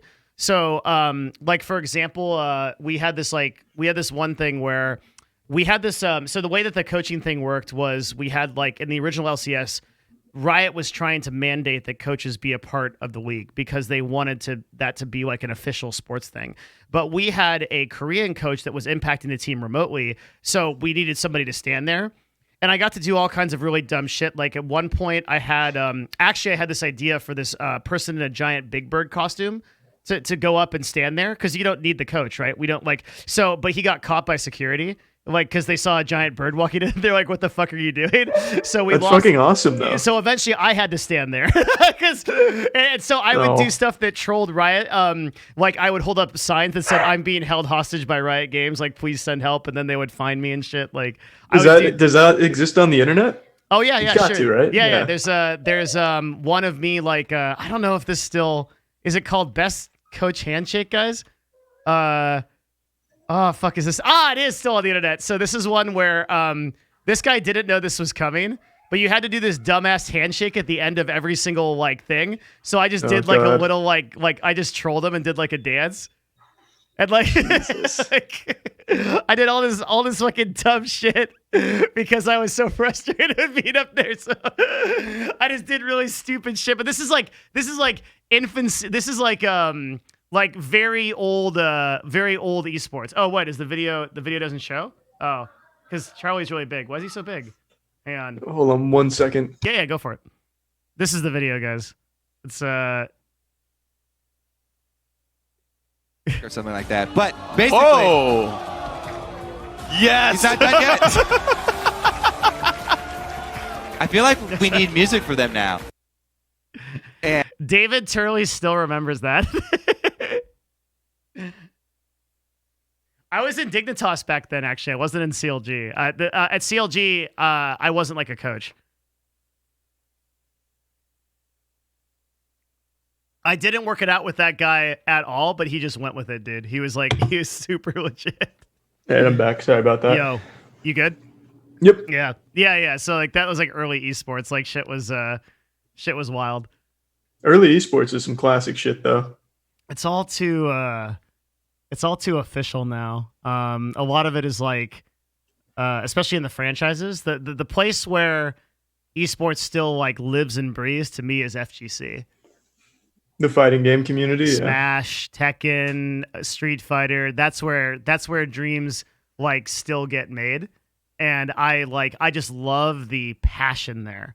Mm-hmm. Where like people will be like, so like it's like. In the franchise leagues now, it's like you've got like chairs and there's like fucking guards and like there's like dudes like crossed arms and shit. FGC, like there's like some fucking screen they found in the back of an RC Willie that like only half works. There's two people with like $3 Walmart chairs. You're right up against and then the audience just goes fucking ape shit when stuff happens. Like everybody fucking stands up and they're jumping up and down and shit. Everyone's freaking out. I love that, dude. Like that's the passion of esports. Like that's why I got into it. I know, man. Yeah. It's a shame. They just make it way too stiff now. It's not, I don't think it's as fun to watch like a big league tournament anymore as it used to be. And you have to, like, you can't, like, talk shit to anyone anymore without being attacked on Reddit and by your own team. Like, takes out, like, core pieces of what made tournaments in esports fun. 100%. It's the stories, man. Like it's like back in the day, like CLG and TSM had a legit rivalry, right? Like I legit hate that team to this day. Right? like Nice. it's like I see just a random innocent person that's affiliated with TSM in some way, and I'm like, you guys are part of a dumpster fire. Like, and it's like, but the problem is like in esports, you would see CLG versus TSM so many times that after like the 20th and 30th and 40th time, you're like, all right, I fucking get it, right? And like you lose that story. But what kept sports so relevant for so many years is the player back and forth. Mm-hmm. And yeah, for sure. FGC has those personalities, right? It has those like they'll go on Twitter, they'll fucking light someone up. Like that's what we need. That's what we miss, man. Yes. I hate this fucking corporate shit. Like you have like a 19-year-old kid, and he's like, "Oh, it was a great game. Yeah, they played great, great all around." Make sure when to really shake like hands, give him a hug. You'll hear him on streams like, "Hey, fuck this guy. My support sucks." Like, bring that to the stage. That makes it a lot more fun than hearing like this fucking middle school class presentation shit they have to do. Terrible. Yep, and in some of the FPS, they'll like stand up and they'll be like, "Yeah, that's how you play a map." Like, "Fuck you," and I'll be like, "Yeah," like that's the kind of stuff we want to see. Like, pop offs. Yeah, exactly. People, one of the problems is like a lot of the LCS players are just so like muted. You know, even like people that used to be super like toxic, like Double Lift, are just chill now. You know, they've like been through it. And it's like case in point, someone just said in chat, but it's 100% right. It's like the reason why Riot had to go to the Dark Knight to get help, which is Tyler1, was exactly this principle, right? It's like they got the hero they need, not the one they want. Tyler1 is the only thing that keeps fucking League of Legends interesting anymore, man. 100%. It's terrible. Everyone's so goddamn boring in the field now. Even from a streaming perspective, because like teams and their streamers, like the streamers can't even be themselves because the teams will crack down on it if you're a little too colorful. It's terrible. Yeah. I feel like the Tyler1 arc for League was like quite literally the plot of the Dark Knight. Like they turned to someone that they didn't completely understand. Yeah. Like they had to reach deep into like the void, and because it was their only hope. I know. He is literally the savior of League on like its presence on the internet. Yeah, man. It shows in the viewership, right? Like I think he's like one of the most popular broadcasters there is right now. I'm pretty sure. Like I think 10. he's like number 1 or 2 at least. He's got to be at least top 10, right, guys? Like I think Tyler1. Slowly now, we can pull it up. And you're doing really well too. Like your stream is how old is your stream like in terms of like when you started streaming consistently? On Twitch, we're coming up on 2 years. I did a year on YouTube, but I used to do Justin TV as well. But for Twitch specifically, it's about 2 years now. It's a long time. Yeah. What are your plans with it? I just keep doing a lot of different shit. Like I just started doing a Twitch talent show where we bring people in from the stream chat to like show us their best talents. Winner gets like $500, $1,000, stuff like that. And we're gonna keep doing that. Doing those big tournaments has been a lot of fun, especially on Twitch. And then just chatting shit and hanging out is always a good time. Bro, if I got on your talent show, I would 100% win that show. I promise. Yeah, what would be your talent? We don't allow goat seeing. We can't do nudity. Oh, I'm out. Never mind. All right, that was what I had. Fuck, you're taking away. How could you take that away from me? Not my rules, man. That's Twitch. If we could see some butthole on the talent show, it'd be a wild one. Was your content go like a totally new direction if you had no rules? Oh, if I was allowed to do like more shit on Twitch, like more freedom without feeling like you're getting breathed down if you do something wrong or something gets misunderstood, I'd do a lot of different things, I think. Like I actually cannot bring out anything from that closet during a stream, which is a shame. Yeah. You're like, you have everything ready in there. It's like ready to go. Yeah. You can't do it. Yeah. I've got cardboard cutouts of Keanu Reeves and Brendan Fraser. I've got all kinds of sex toys. There's even Mighty Beans in there. Like, I got the works, and I can't show it on stream. That's fucking ridiculous. Holy shit. Yeah. I'm a competitive dancer. Really? Yes. Yeah. Is that a meme, or do you do dance like for real? It's not a meme. I really did compete and win money. I used to do it for years. I was entirely self-taught, and then I met a mentor who is a YouTuber, who you're probably old enough on YouTube to have seen. Have you ever seen Cat Groove? Was he the one that did like the body wave tutorials in front of his bathroom? Yes. Yeah. Or like I'm playing it on the stream right now. Oh, that guy. That guy. Yeah. This was the guy that taught me how to dance, like legit. Holy shit! I haven't seen that in a while. The one I was thinking of is the guy who you do body waves. Like imagine a pole going through your chest and down to your ass and that kind of shit. Oh, really? Huh. Yeah. I used to try and learn. Did you? Yeah. You can. So what happened to me was I have like a supervillain origin story. This is like some City of Villain shit. Like, I basically like thought it was so cool when I watched like a video. I watched some video. It wasn't this one. It was some dancing video. And then I thought it was so cool what they did that I tried to dance for my friend and who is now my ex-girlfriend. And not because of this, but that would be a fucking hilarious story. But like, and they told me you were so horrible, you should never dance again. Really? Oh, that's sad. No, it's kind of a sad story, but I was like, I'll show you. You know, and then like I became like this terrifying force. I practiced I one punch man that shit. I practiced every fucking day. I trained. I went and got mentors, and then my first thing ever was I was at like this random casino, and it was a Halloween party, and they said there was going to be this like dance contest. And I was like, fuck yeah, I'll do it. Like, whatever. And I won. I won the dance contest. And I was like, and then I started competing.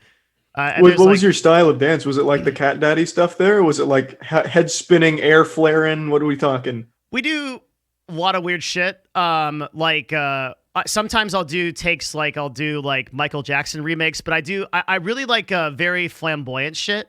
So like big moves, I feel like hip hop. Really, I've taken traditional hip hop, but hip hop made moves too concise. It bottled down moves a lot. I like big fucking moves. Like I reach into Discord. I say that word so much. I fucking disco. I go into the official style that this is called Milky Way. I'm watching it on stream right now. Yeah, and it's like big moves, backflips, fucking crazy shit. Like that's the kind of shit that I dig. Yeah. Can you still do those backflips? I'm better at it now. Really? Yeah. 100%. That should be like a sub goal for you, man. You don't see a lot of backflips on Twitch. The problem is it's a very dark road to go down. Once you turn that monkey loose, you can't contain him. Everyone comes into your stream and is like, "Why don't you dance?" I'm done with it. It gates my content out from doing anything else but that. Yeah, you can't let that genie out of that bottle. I become everybody's dancing. I'm literally like a Circus Olay. It's some level. That's awesome though, man. Yeah, I thought you were just kidding. No, that's some dancing. So you're still practicing then? I practice almost every day. Yeah. Fuck yeah. Yeah. I just had a stream with. Do you know Hot Chubby? Yeah. We just did a dance stream because I have like a whole studio here. This is like my company's office, right? And so down there we have like a 2,000 square foot studio, fucking green screen, all this shit. So we did like a Just Dance stream with Hot Chubby there, and it was like really cool. That's awesome. Do you do all your streams from the office? Yes. Yeah. So even Train's podcast at midnight, you're fucking driving to the office for it? I walk, bro. I don't own a car. Oh, so I walk 3 miles for that every day. Good God. I have a pretty strong belief in like keeping work and home separate. It's really good for my mentality. So I have like a whole, and I fucking love this place. Like so this place usually has like all kinds of streamers in it. And like we have, so it's just like really inspiring. Like everybody's like working on their craft. Everybody's doing something. I might come in here and like we're having like a show production with like fucking people with makeup and green rooms and shit, while simultaneously like someone's yelling about fucking cottage cheese or whatever the fuck on their streamer, you know. And then like it's a very inspiring place to be.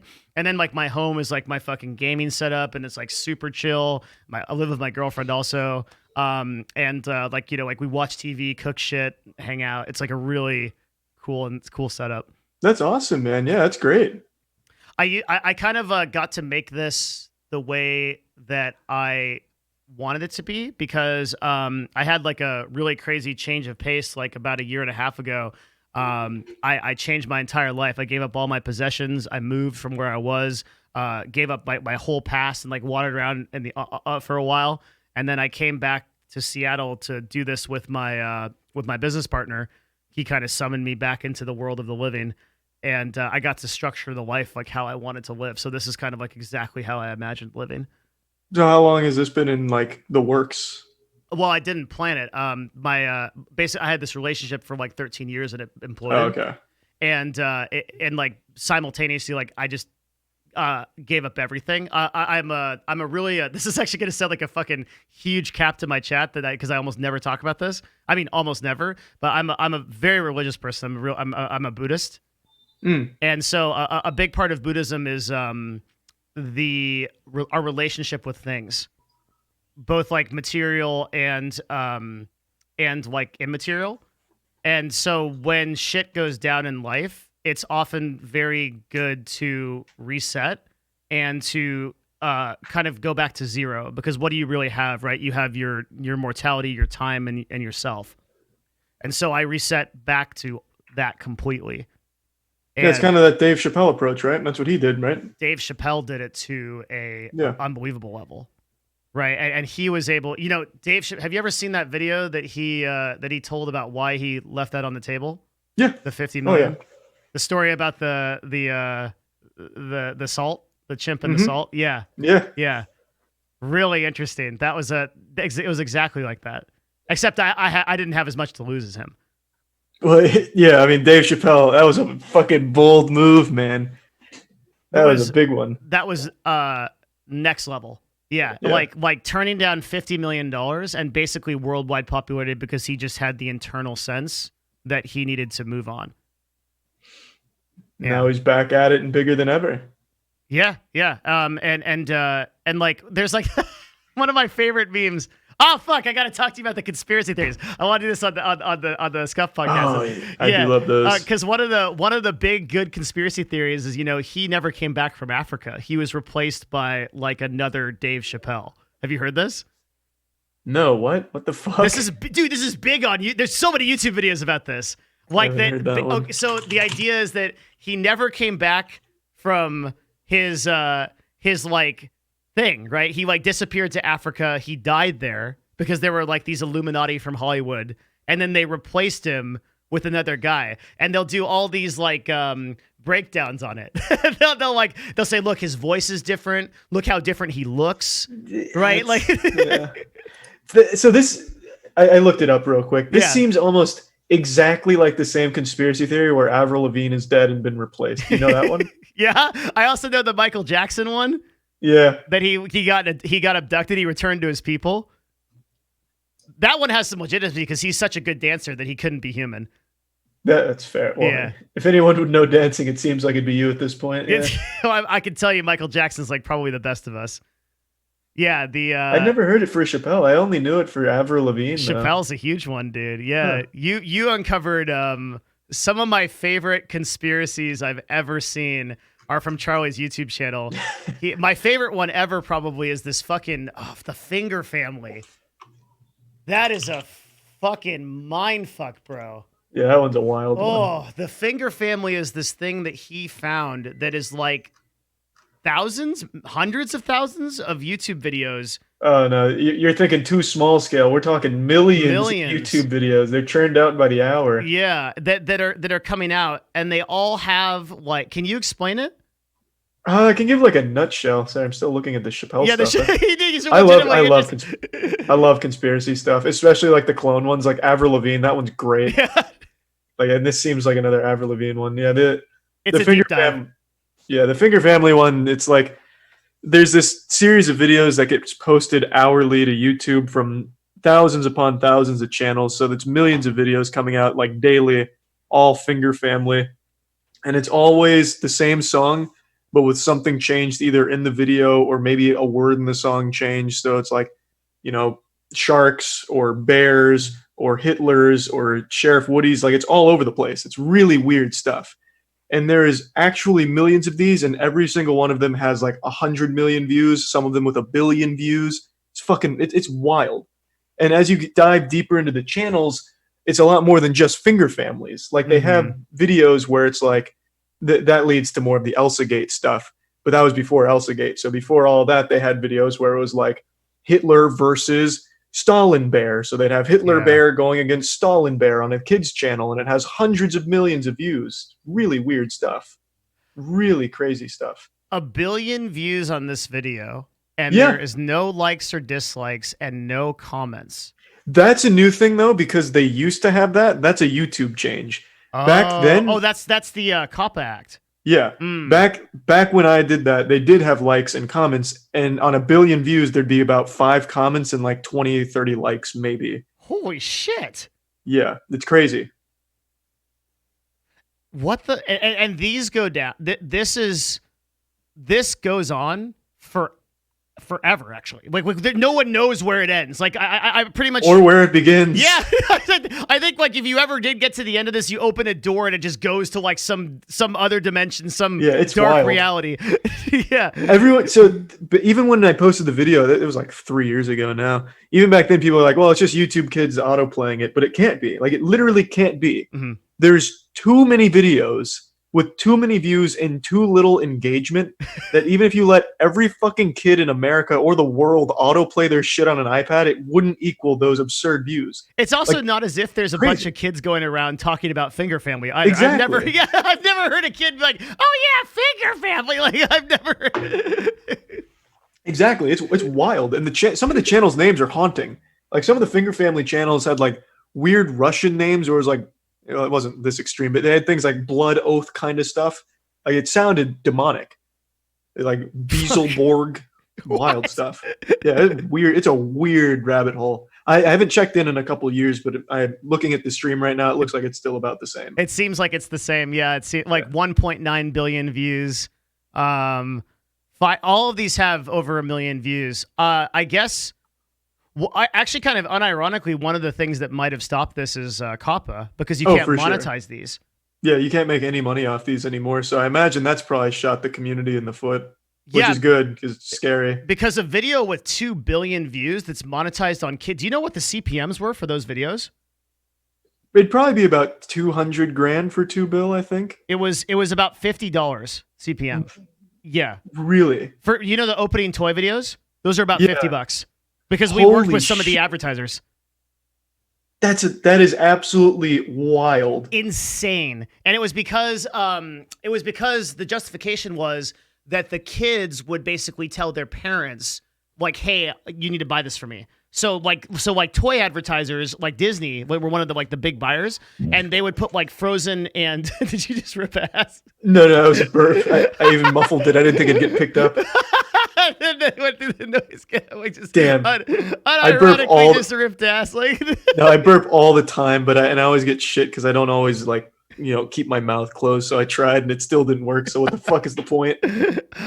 Dude, just let it rip, man. It's totally Yeah. fine. If you had ripped ass right there, I would have championed you all the same, man. If I ripped ass and it got picked up on the mic, I'd be happy. My farts are super silent.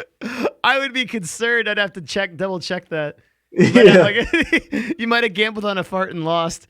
that's the worst feeling. It is. It's 100% the worst. Yeah, so there's like $50 CPMs because the people like Disney, like the kids would go talk to the parents, and then they would just go buy all the toys.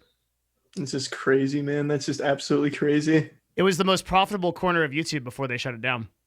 Oh yeah, I knew that much. I didn't know it was $50 CPM though. To put that in perspective, the norm for most channels, like on a good day, is like 17, 18. Oh, your channels are what channels are you on? Well, that's not mine in particular. Yeah. That's like more the upper echelon of Right. things. Like 17 and 18, that's when you're like in the big realm. Like that is that's the highest I've ever known. I had no idea it could even go up to 50. Yeah, you're like floating in some really crazy stuff. Yeah, someone in chat said to go up to 100. I never saw deals like that. I saw deals that were going for $50 CPM personally, and that was on top of other sponsorship shit too. Like that That's just crazy. little kid Ryan. Oh, Ryan. Okay, he's Gazillionaire. crushing it. He's Yeah. crushing it. He makes $22 million a year at Yeah. bare minimum. That's like only ad revenue too. He's crazy. I don't know what he's gonna do now, or what anyone with COPPA is gonna do now.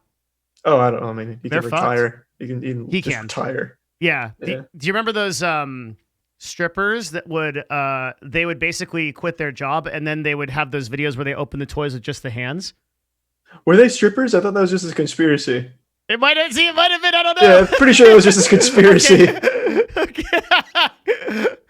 It could have just been some good old fashioned, moms and dads doing that. I don't know if it was strippers necessarily. True. Okay, you got me. Yeah, I was like, see, I'm spreading the misinformation, guys. Like, holy shit. I know I love conspiracy shit as much as the next guy. I just didn't know if that was confirmed. You got to call it where you see it. Yeah, that was definitely not confirmed. I don't know if that was like if it was like a stripper or something. Clone strippers. The Finger Family one was weird. The Bernstein Bears, we talked about that a little bit on the podcast. Yeah, we got into that one a little bit because that was like a time skip. A multiversal collapse. Yeah. Did you do any other ones? Those are the two main ones. The other ones were like really small stuff, like little community stuff. The only other one I could even think of off the top of my head is like the shit mystery where you take a shit and then there's nothing in the bowl, but you swear that you took a shit. I'm sure everyone's experienced that one. Holy fuck, I've never thought about that before, but I have experienced that. That's hardcore fucking with me. Yeah, no, that was just another one, but that didn't have the same kind of legs as Finger Family. It's hard to find sources on that. Yeah. It's just the ghost poop. Yeah, that's bizarre. It's actually so weird. Oh, the Korean president. That is actually one of the craziest legit conspiracies I've ever heard. Have you heard that one? Which one? The Korean one, South Korea. Yeah, I don't know. Oh, bro. South Korea is run by sorcerers. Here we go. There is a legit like group of mages in South Korea that have like influence over the president, and there was like a president that had to step down because of like a sorcerer possessing them.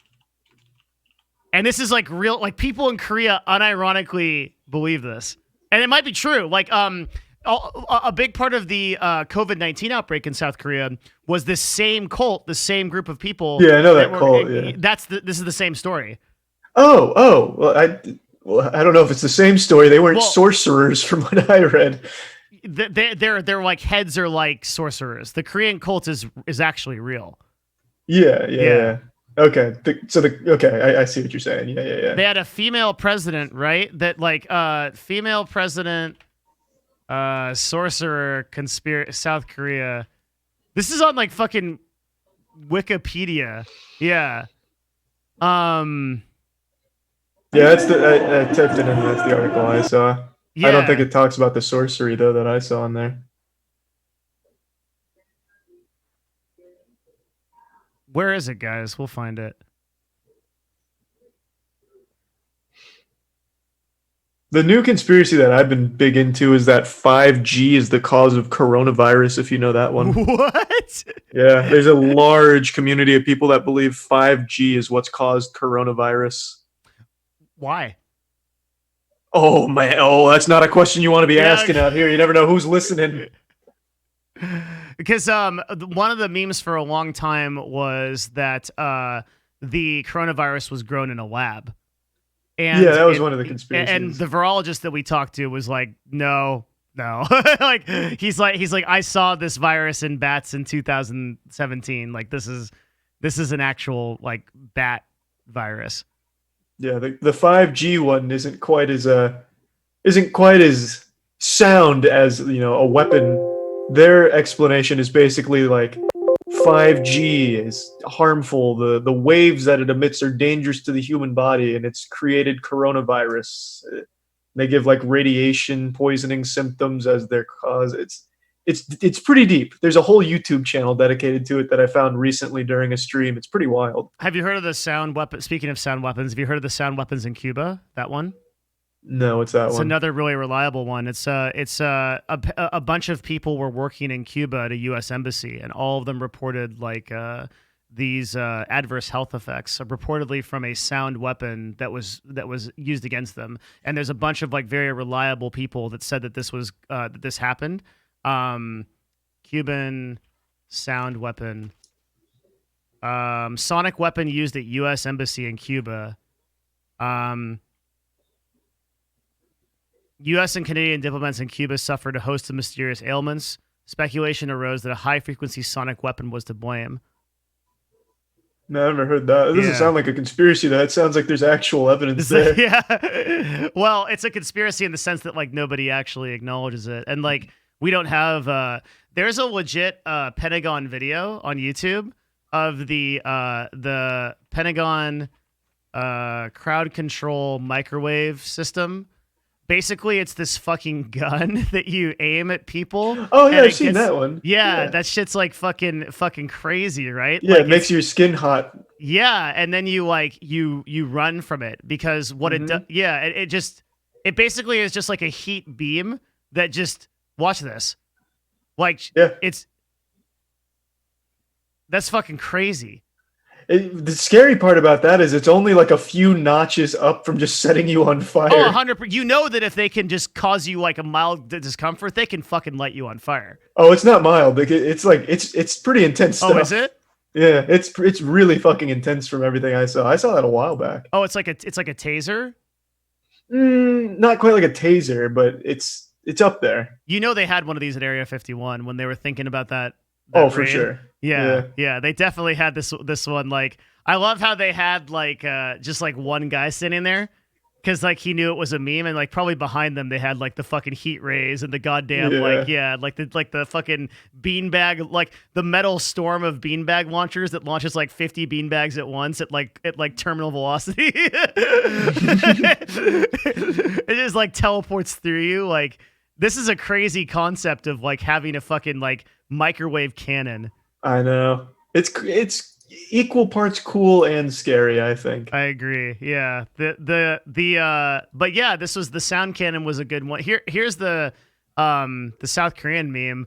An alleged shaman and daughter of the prominent cult leader has been given extensive and illegal access to the president, and who was then she was indicted for embezzlement, extortion, abuse of authority. She'd been reportedly getting access to state secrets and was allowed to exert an influence on policymaking, despite having no clearance or official position. Well, it doesn't sound like a conspiracy. It sounds like they actually gave it to a shaman. Yeah, but like, I mean, I don't know about you, but like spellcasters are not common in our society. Yeah, I don't know too many of those. It's not a thing that you run into every day. Yeah. Yeah. Like, it is interesting like that you like this shit too. I get love it. Really into this shit. You can look like there are some things that you can get into for like the one that I was telling you about on the Scuff podcast was the UFO one. That's weird. All the UFO ones are great. Mm-hmm. I love those. My dad's big into that one. Like, he loves UFO stuff. Oh, He'll watch Ancient Aliens and think of it as like the Bible, the fucking gospel. This is like the truth. Yeah. Yeah. It's great. Dude, it's weird shit. I mean, like, there's definitely more going on in the world than we think. Yeah, I believe almost zero of these conspiracy theories, but man, they're great to think about. Like, especially the 5G one. Like, I'm watching a conspiracy be made in real time, which is rare because usually the conspiracies have been around for a while. This one's like a new one. It's kind of fun to watch it evolve on YouTube and stuff. 5G causing coronavirus is fucking next level shit. It's wild. Yeah. It's actually really big too. Like, a whole lot of publications had to come out and say, no, 5G cannot cause coronavirus. Yeah, because if you let that stuff go unabated, like all of a sudden it's got to be true, right? Yeah. Yeah. Dude, I mean, one of the reasons why we just did like the series with the COVID-19 shit was because we were trying to combat so much of the misinformation. Because there are people just saying incredibly dumb shit, right? Yeah. I mean, that's the internet, though. Especially with everyone home, they have plenty of time to think about dumb shit like 5G's correlation to this. Yeah, people don't have enough to do, dog. Yeah, they need to go to work or something eventually. We can't just have everybody sitting around. Yeah, there's got to be something. But conspiracy theories are always good if you want to brainstorm some of those bad boys. I'm always going to be reading them. Yeah, I got a lot for you, dude. I'm sure those are just the ones that I thought of. Yeah, hit me Yeah. up with any, man. I love conspiracy shit. I will. I'll DM you it when I think of it. Well, I'm surprised you don't watch Joe Rogan. I do watch Joe Rogan. Okay, I'm not yeah. I'm not like an active watcher. I don't watch every episode or anything, but I like Joe Rogan's podcast a lot. I watch a lot of like his like ones with specific guests about like the Bigfoot one. This is one that I know is like even Joe Rogan knows is horseshit. Yeah, And I mean, Rogan, like I think he moved more toward because he used to be he's really good friends with a guy named Eddie Bravo. Eddie Bravo Yeah. has the best conspiracies. But Eddie Bravo is a legit. I trained at 10th Planet Jiu Jitsu in LA for a bit, and like that's like the whole class is that. It's like Wow. it's just insane shit. His podcast that he had with Alex Jones and Joe, I felt like I was on an acid trip when I listened to that. That's the best. That's the best. It was the craziest shit I've ever heard. Like it was just like the fifth dimensional beings are coming for us. They got the blood that they have with the people and the pizza. And then I was just like, holy fuck, dude! Like, what am I hearing? This is insane. The interdimensional time traveling Vampires. psychic pedophile vampires. Yeah. Yeah, and that like Hillary Clinton is like running this ring of like sacrificing babies to like the interdimensional vampires and shit. Yep.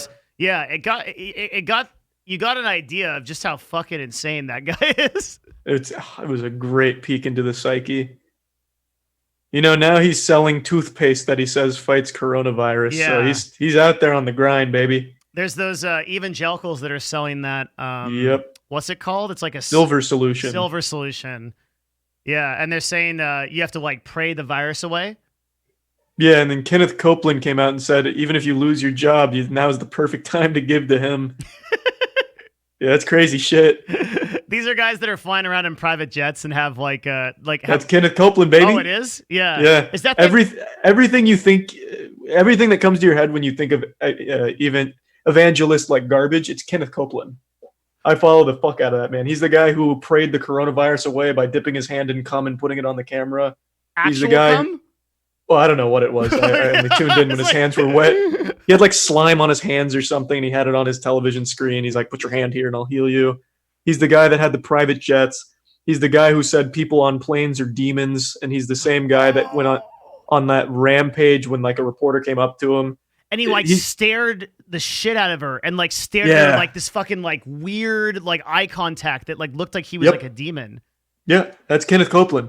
That's the man. Oh, dude, if demons are real, they would be that guy. Like if I 100%. if I was a devil and I was like coming up from hell, I would be like a preacher. I'd be like a guy that like takes everybody's money and like preaches the word. 100%, and he speaks like it too, man. Yeah, he does. He's crazy. Kenneth Copeland he's a wild man. He's a wild boy. And he has a following of like hundreds of thousands of people, right? Huge. He's probably the biggest evangelist. That's fucking crazy. He was not the one that did Silver Solution, though. That was Jim Baker, I believe his name was. How do you find this shit? Because I know you did a bunch of YouTube videos about this stuff. Like, I love it. Typically Reddit, actually. Reddit's like, I get Reddit's like a giant cesspool a lot. I totally agree with that. But there's like actual good communities that have like these really good discussions about crazy people that I'm able to find a lot. So you just go read Reddit and then you're like, oh wait, that's fucking crazy, and then you look into it. Yeah, for sure. It's like you just did with the I saw The Habit in action because I told you about Dave Chappelle and you just you looked into it immediately. Yeah. That's and so then you're like, oh man, someone in chat says no wonder for even Satan disguises himself as an angel of life. 2 Corinthians 11:14. Yeah, it sounds like Kenneth Copeland. That's fucking crazy. So is basically your entire YouTube channel just an extension of your conspiracy theory habit? I don't know about that. We figured it out. Yeah, maybe that's it. My channel itself is a conspiracy run by the 5G Corona vampires. Why do you have so many different brand names? You're like that's just not something I think about. It's just I'll come up with a name on the spot and it doesn't ever really connect to itself, except for Big Moist. I made that as my Wii U name for my roommates and I's Wii U. And then I just liked the name, so I stuck with that for a lot of it. Why Penguinz0 on YouTube? I was 11. Can you change it? Changed it? I can, yeah. I just never did. You don't care? No. Insane. Also, like MoistCr1tikal is like the hardest word. It's like Do you have like your Twitch name is here? I have it on my guest thing. Yeah, there's a 1 in there. There's a 1. There's a K. Yeah. Yeah. If you're going to my Twitch, like if you're typing it in, you gotta fucking mean it. Like you gotta check in on that. It's like the first test to see your content. Like if you don't. Yeah. Holy I think shit. about that a lot. It's like, it's really fucking dumb. The critical name I made when I was also, I think I was 13, and it was a name that someone had given me from Xbox Live. I never changed it, but man, I fucking hate having the 1 in there, but I also love it at the same time. I don't know. It's a little love-hate thing. Literally every one of your fucking social medias Yeah. is different branding, dude. I know. It's Big Moist Critical on Instagram. It's MoistCr1tikal with a 1 and a K on Twitch, and it's Penguinz0 on YouTube. And you still make it work. Yeah, I suppose. I imagine there's a lot of confusion. Yeah. Like, but you don't worry about people finding you or anything at all? No, fuck no. Why do I care? No, it's not a big deal. If someone wants to find it, they'll type it in, right, or get close enough. It'd make more sense if the names all stayed like in the same family, but it's not something I ever really think about. Do you have like would you say you have like a dedicated community anywhere? Do you have like a Discord? Do you have anything that you I have a stream Discord, yeah. Mhm. Yeah. And do you have like a dedicated community of people that like you kind of know, or like do you like what kind of focus do you put on community? Oh, that's huge. Like my streams, I memorize a lot of people's names. Like a lot of the regulars, I know their first name. They told me it like once a year ago, but I'm good with names, so I remember it. And people who tell like good jokes, like there's some people in chat that make me laugh a lot during like a just chatting. They'll come up with like a good zinger. I remember a lot of that. I mean, I think that's the biggest part of streaming is interacting with the people there. Otherwise, I mean, what the fuck is the point? Just do kind of YouTube? talking at no one. Just do YouTube if you're not going to interact. Yeah, I Yeah. mean, if you're not going to interact with people, why wouldn't you just do something by yourself? I don't see the point in streaming if you're not going to talk to the people that are there watching you. How did you get the idea to do your project advertisement shit, like the product advertising? Basically, like some of the most successful stuff you've ever had on the channel, right? Oh, the Like- infomercial shit. Yes. Yeah. I was a big fan of Djibouti Dubs, and I liked his commercial dubs. I didn't have that same level of production, so all I did was just edit over Anthony Sullivan's voice. Holy Yeah, shit. I've always liked commercial dubs. How did you learn editing? Sony Vegas. I still use Sony Vegas. I learned to. still use Sony Vegas? Yeah, I'm like the last user of Sony Vegas. Yeah, you are legitimately. Like, does it Yeah. still crash and it's like fucking super janky and shit? Oh, it is the most suboptimal editing program. I wouldn't recommend it to my worst enemy. It's fucking miserable, but I still use it. And to be fair, though, like every single video, save for a couple, is just splicing things. So like taking this and putting it there. So I just snap it together. I could do it with Windows Movie Maker, honestly. Did you do any kind of editing for 2019 guy, or did you? Nope, that was Danny. Yeah, that was Okay. all Danny. Yeah, so that was probably some like video premiere shit.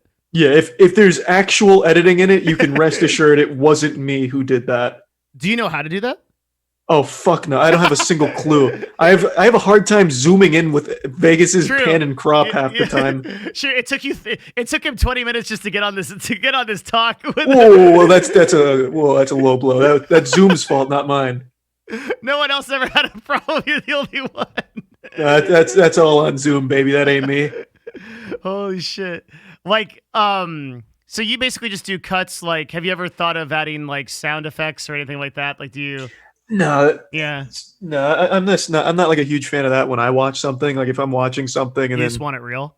yeah, and someone makes a joke, I don't want to hear like some kind of goofy little like air horn or something like that. I just want to hear the joke.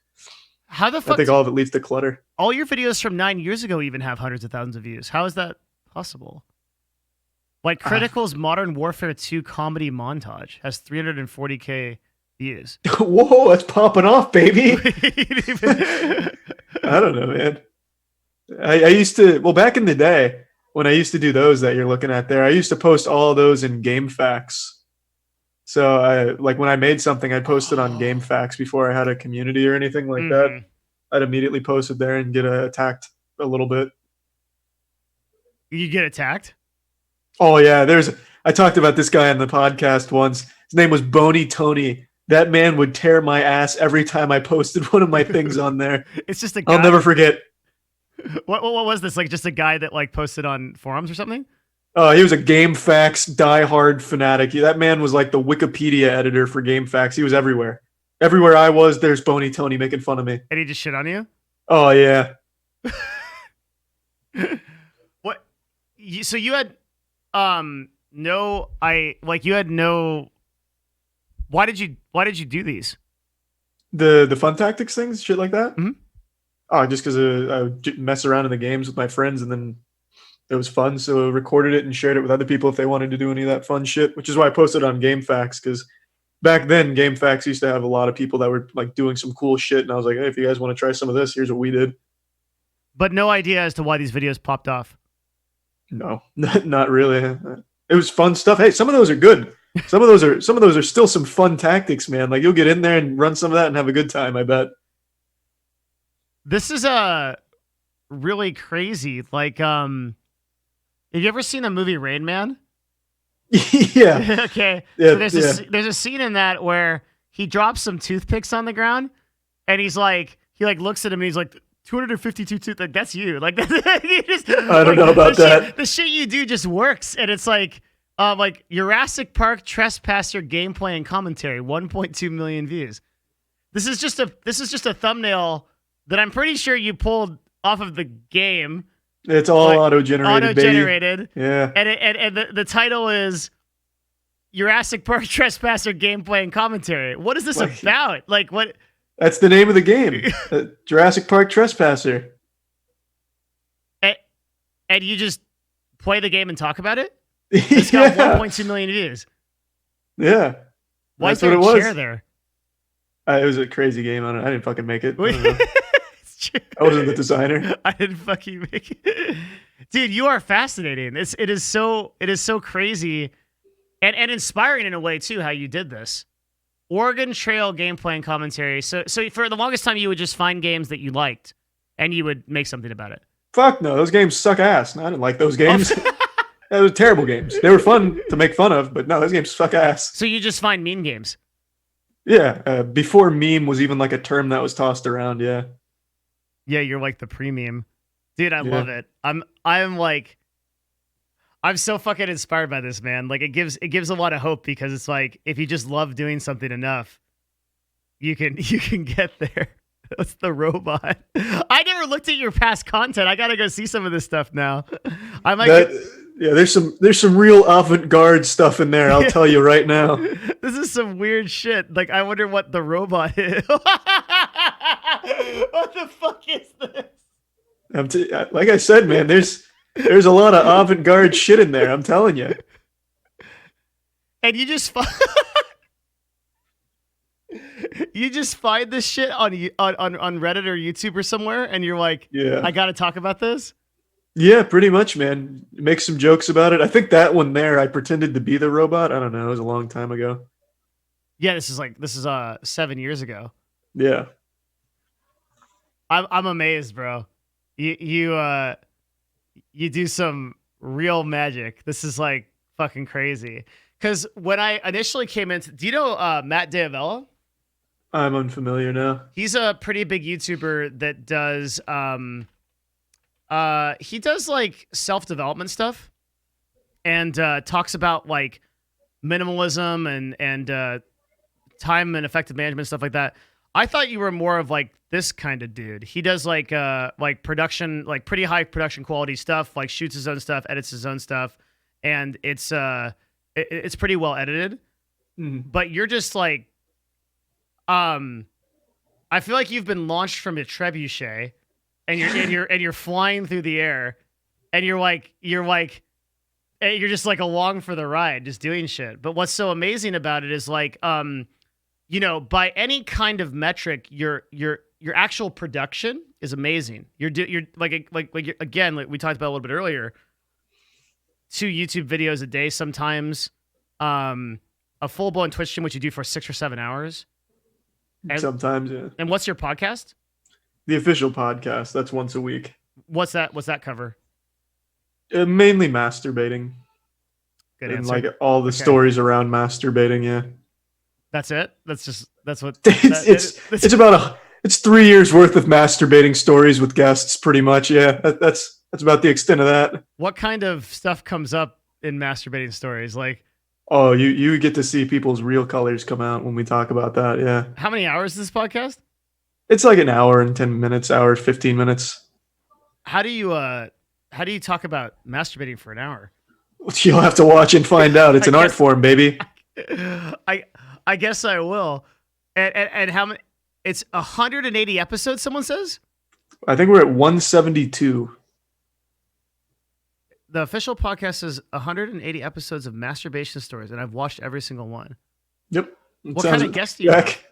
What's up? What kind of guests do you have?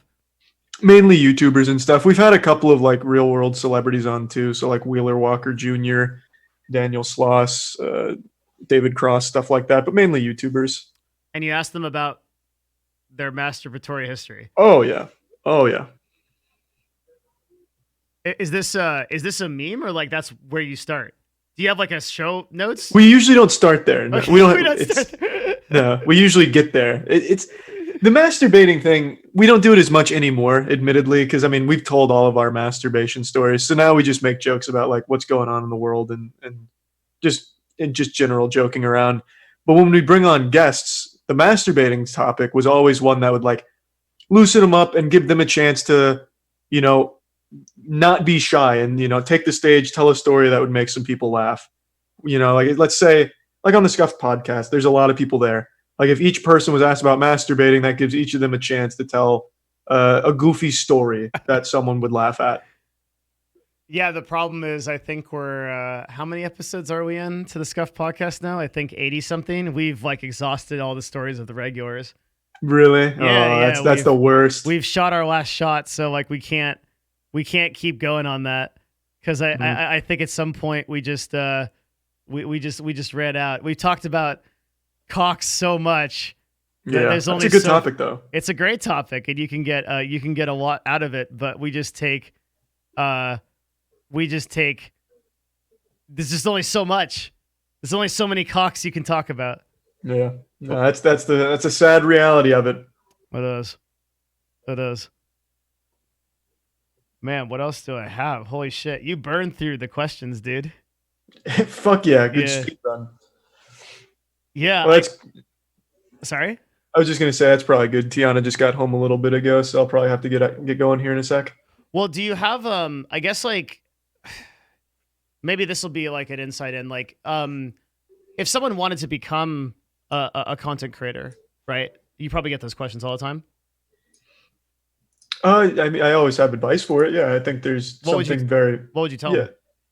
The most important thing is accepting that a lot of it boils down to getting lucky. Mm-hmm. There's a lot of people that go full nuts to butts, full chub, like I'm quitting my job, I'm buying an Elgato and a Logitech webcam, and I'm doing it. I'm fucking doing it. That's the worst approach you can ever take. You can make the best content in the world, but it boils down to getting lucky that people will even see it. So you have to accept that, and you have to do it because it's fun. If you're doing it as like a job or like I see people making a lot of money, I want to make that money, you're probably not going to get super far, and it's going to be really discouraging for a lot of people. So it's about enjoying the ride and not expecting too much out of it, at least in the beginning. I think the main component is just having the right mentality about it, and consistency is the second big component about that. You have to be consistent because even if you get lucky and you have nothing there, I mean, it's not going to last. And I'd say those are the two big, like that's probably like the biggest things to keep in mind when considering it. Dude, how do I get your hair? That's another thing I need to know before. That's so sweet. I actually only grew it out of spite. I'm happy it's turning out well. Because I didn't cut it for like 2 months because I went on a trip to Pennsylvania with Tiana and I didn't cut it. And people were like, Charlie, you need to cut your fucking hair. It looks terrible. And I was like, why are you telling me to cut my hair? It's my fucking hair. So then I just started growing it out of spite. And now that spite's been lasting 1 year and 3 months now. That is 1 year and 3 months of growth right there? Yep. Is that normal for men's hair to do that? I don't know, man, but I'm happy. I need it longer. I want it down to like nipple length pretty soon. Bro, this is my hair after 2.5 months. It's a fucking shit show. It looks like a bird shit in my hair and it looks like a bird lost its mind in my hair and died. You just got to give it time, man. You should. So? Yeah, go back to some of the videos like when my hair was first starting to grow. I looked terrible. I looked like a 6-year-old boy going through the emo phase. It was awful. And what happened? It started like how does your hair go from being like this to going down? Yeah, I don't know. I don't know. I could on that one. You're probably gonna have to come up with your own solutions Yeah. there, your own remedies. I don't know. It's got to be like some kind of genetics thing. I don't know. You just let it grow, and now it looks fucking awesome, and you've got the fucking rock star look too. Thanks, man. Yeah. Yeah. I'm excited to see how it's gonna. I want like Geralt of Rivia shit. Fuck That's what I'm yeah. looking for. Fuck yeah. Do you use any product or anything? So for the first year and 2 months, I only used like Head and Shoulders shampoo, and then Tiana convinced me to start conditioning. So now I use Redken for conditioner. Is that like serious stuff? I don't know. That's what she uses. Damn, dude. I had to know. I was like, your hair is a masterpiece, dude. It's awesome. I want S-Fan's hair, man. His hair is an actual Yeah. masterpiece. There's a cost to that though. I used to live with a guy named his screen name's I'm a Cutie Pie. Yeah. Yeah, and like I'm pretty sure that was a rental house. I guarantee you they're still finding hair to this day. It was at one point in time, I was sleeping, and this girl that was like she was like one of the girlfriends of the player. She screamed, and she like ran and got me because I was like the manager at the time. And I woke up. I'm like, whoa. She's like, there's a rat in the house. There's like a giant rat. And I was like, oh shit. And so like I run out on the staircase. This fucking giant rat is Cutie Pie's fucking masked hair. It's a fucking massive amount of hair just sitting on the fucking on the staircase, and it looks like a rat. That's a good problem to have. I don't know, because he had this like he'd have these just like thick strands just attached to everything. Like they'd be on walls, it would be on like the refrigerator, it'd be everywhere, dude. Jesus Christ! You can't clean that shit. It was that sounds kind of shitty. Jesus, it was next level, man. So S-Fan's hair reminds me a lot like of that. But I love S-Fan, dude. Yeah. He's one of my favorite people. He's got great fucking hair, man. Hopefully we'll get there pretty soon. Yeah, that's what you're going for. You're going for the S-Fan look. So yeah, somewhere in that ballpark. You gonna let your shit ride? I think so. Yeah. Yeah, you should, man. I encourage it now. It's liberating. At this point, it's like I'm too far gone. Exactly. That's the way to look at it. Yeah, I've literally just like eclipsed the event horizon. I'm already in the fucking insane world. You know, yeah. I might as well not stop. Oh yeah, you need to get like the mad scientist going. That'll be like 3 or 4 months, and then after that, you get over the hump, and then God only knows where we go from there. It gets to the point where like it's I just have to make sure it's not like bad for business meetings. Right. Where like I come in and I like scare a client because I look so fucking crazy. Yeah, and you can't really wear a hat in a business meeting either. You could do like a do-rag, maybe it might be a little more professional. I don't know. It's the same reason I had to change my I used to have a gaming name. I was Mylixia. And like I changed my gaming name because like I would like try to explain it to clients. And they'd be like, why do you sound like a diuretic? Like, why do you sound like something I have to take a shit with, like a medication or like thing like that? And they would like give me stuff, like they give me shit about it. Damn, that's hardcore. So I had to change to Devin Nash, where I currently reside. That's a good name. Yeah, I love it, dude. It's like a way better brand name than what I used to ride with. Yeah, I think it makes a difference. Like you're such an enigma because you just like you literally follow none of the protocols that I've ever known anyone. Like you don't have a single. Do you ever look at analytics of your stream or your YouTube channel? Engagement rates, CTR? No, not really. None of that. No. Insane. I keep up with like concurrent viewer stuff though. I mean, like that's hard not to see. That's right on the stream and everything. So yeah, I'm well aware of some of that stuff. Like when I play League of Legends, that shit fucking plummets. Does it? Oh yeah. That's the one thing that I don't look at is my concurrent viewers because I never look at it. I only look at it at a 7-day time period. Because if I look at my viewership and I'm like, fuck, right now I have 400 viewers and then right now I have like 2,000, I'll go insane. No, I get you. Because I'll think that I'm like, I'll start gaming my own content and I'll be like, oh, like I want to run a show that is as good for 5 people as it is for 5,000. Yeah, that's the right way of looking at it. Yeah, but I do look at my analytics on the back end a lot, and it's like really interesting that it's like You know, in talking to literally hundreds of successful people, and also just teaching this stuff myself, you come up with these sort of I guess trends that where people can apply things to become more successful, and you literally like fly in the face of every trend I've ever seen. It's like I said, man, a lot of it does boil down to luck. It really does. Just a very lucky circumstance. I guess my last question for you, because I know you gotta head out. Where are you going? Like, what's your future? Like, what's gonna make you happy? Like, what do you want to accomplish? I'm always thinking like some big shit, man. I want to do like a lot of big things for communities I want to support, like the quarantine series for Smash Bros. I'm real excited about. I think that'll bring a lot of money to a community that deserves it. Have some fucking, high octane, blood to the penis kind of tournaments going on, and so stuff like that I really enjoy. More music videos and shit. I think that was a lot of fun. Bigger productions and stuff. Jackson and I are actually writing a professional porno coming up, so that'll be fun. What? Yeah, we're not starring in it, but it's it's a high, big budget production porn that we're writing. It's going to have a really interesting storyline. It's going to reinvent what you think you know about porn. You're going to direct this, or? We're writing it. So we're giving it to a big porn production studio who's casting it and putting it all together, budgeting it. We're just the ones that wrote the story. How did you get the idea for this? They approached, because I do so like the dildo trick shots and stuff. They approached me about doing something like that. I'm not going to turn down that opportunity. That shit's fucking awesome. Dude, that is insane. So you don't do you think about your like brand image at all? No. You don't care. No. It's you like it just doesn't that like yeah, what am I going to do? Turn down writing a fucking professional porn Homer's Odyssey style just because, maybe Gamer Fuel won't want to work with me? Who gives a fuck? I'm going to do what's fun. Do you take sponsors? Do you have like any kind of specific feelings about that? For most of my like 90% of my content, no, there's none of that. It's not really conducive to a lot of the stuff I do. But for the podcast, we have sponsors for the Moist Meter as well, and now for the tournament we do. So things where it really fits, like you would expect things like on the podcast to support 4 people. The Moist Meter is 3 of us to support us, and then the tournament to support an entire community. But for like my personal content, no, I don't have any of that. Except for Adam and Eve. Adam and Eve sponsors some of the dildo stuff because they want to. Mm-hmm. I was going to do it with or without them, but they wanted to be aboard. Do you turn down all sponsors?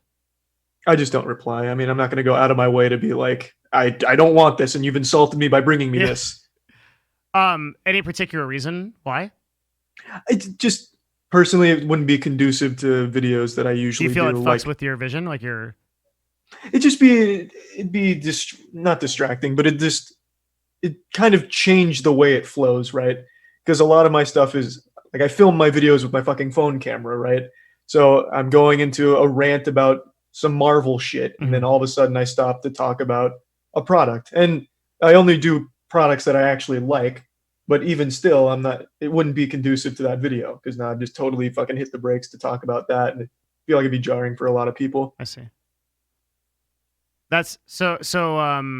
Do you care? Sorry, I'm asking a lot more questions. Do you care about like the way that your video gets received, like the appearance of it? Does it like it has to have like a certain kind of like flow to it that you're okay with? So like because you mentioned like you don't want to like interrupt it with like sponsorship, right?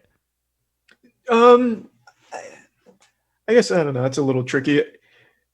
Since I edit all of my own shit, I never really have that thought or that problem because it's just, I'm taking this clip and I'm putting it next to this one. That's the extent of the editing. So there's never like really this worry of, is this going to look like a normal video? Is it going to look the same way everyone's used to seeing? That's just never something I ever consider. Do you have any sort of vision of like what your videos should be as you're editing, or you just cut out shit that just you don't think? Yeah, I just cut out shit that just doesn't work. Yeah, I don't really have like this grand scheme of it or anything like that. Cool. So going forward for you, a lot of more big productions. You're also going to keep pushing the needle in terms of like new stuff, like content that doesn't that you haven't seen in the world yet. Sir. You're doing a porno. Yeah. I mean, yeah. Or you're writing a porno. Yeah, not doing a porno. Yeah. And yeah, it's doing a porno. That's the same thing. Writing it. It's doing it. Are you going to be there? No, it's in California, and I'm afraid of flying, so we will not be there. Oh, is this like recent? This is like going to happen soon? Yeah. We just finished writing episode 1. Is this gonna be like a series, like a Game of Thrones type thing? Like they're gonna It's be it's seasons? good. Oh yeah, it's when I say big budget, I'm talking big budget. It's not our budget, it's theirs. It's just they're a very big company. Holy shit, man. Okay. Well, dude, you are the word that keeps coming to mind for you is artist. You are a true artist. I appreciate it, man. You've been extremely sweet. I appreciate the kind words, man. And Yeah. thanks for having me on. I'm so grateful you wanted to do this. And if there's any way ever that I can help you or provide value to you, dude, hit me up. Like I'll be watching your videos. I'm a huge supporter of what you do, and I just think it's so not sorry. I don't like dick right or anything like that. It's just I get an opportunity to see someone like you a lot of the time. But like fuck, it's so cool how you just stream of consciousness produce this stuff because you want to see it in the world, and then that is your dharma. It's really neat. And thank you, man. Yeah, I appreciate ton of respect that. for you, man. Well, thank you. Yeah, Yeah, thank man. you. Again, thanks for having me on. Yeah, of course, man. Thank you. And yeah, I'm sure we'll catch up sometime. Or maybe Yep, for sure. see you on a Scuff podcast if you I promise the next one you come on, if you want to come on another one will be better. Yeah, hey, I had fun on the last one too, man. So yeah, I'm always up for it. Good Yeah, shit. don't be man. a stranger though. Hit me up. Yeah, you got it. I'll send you some conspiracy theories. Sounds good, Okay. man. And bye everyone. Thanks for tuning in. Thanks, man. All right, see you later. See ya. Guys, please do follow MoistCr1tikal. I'm going to give you his links right here. Check it out. This is both his YouTube channel and his Twitch are right there. Twitch.tv/MoistCr1tikal and YouTube.com/Penguinz0. Please do follow him. Give him a follow right there. He streams basically every single night around I think usually 5-6 p.m. PST. And he has new YouTube videos every day. And I really, really do mean it. This is the short list of people. He's on the top list of top 3 to 5 people max that I have an incredible amount of respect for in this industry. I love the work he does. I literally watch almost every single one of his videos. Please go follow him and take the time to check out his content. It's really unique. It's really cool, and I hope you like it as much as I do. That was a really neat talk, and it was super crazy to dive into his world because it's so rare that I see anything like that. Really, the mindset that he has is so mysterious to me. You know, he has he just sort of he's sort of just one of the craziest things I think that I'm gonna have to think about. I tend to overthink a lot of things, big fucking surprise, right? People that are watching my stream no, really? You overthink things? What? Your analytics shit and stuff like that. The way that he just gets up and does his craft, I have to think everything through, right? I plan my fucking day. I put down bullet points. I'm okay, this is basically my default mode is I'm going to eat fucking cookies and play Path of Exile all fucking day. And from the moment that I wake up, the second that I wake up to the second I go to bed, I'm at fucking war, okay? I'm at war with myself. I immediately wake up and I'm all right, dumb shit, get out of bed, fucking wake up. You've got shit to do. Get your ass into the fucking get out of the house. Get to your office. Get stuff to do. People are depending on you. Stuff matters. Because my default is just it's just fucking Path of Exile all day. Just do nothing. Super potato. And I've always been that way. I've got to create lists. I've got to create checkpoints. I've got to get people to remind me. There's literally a fucking channel on my Discord, and the channel is Yell at Devin. The channel literally exists for people to remind me to do shit because I don't do it.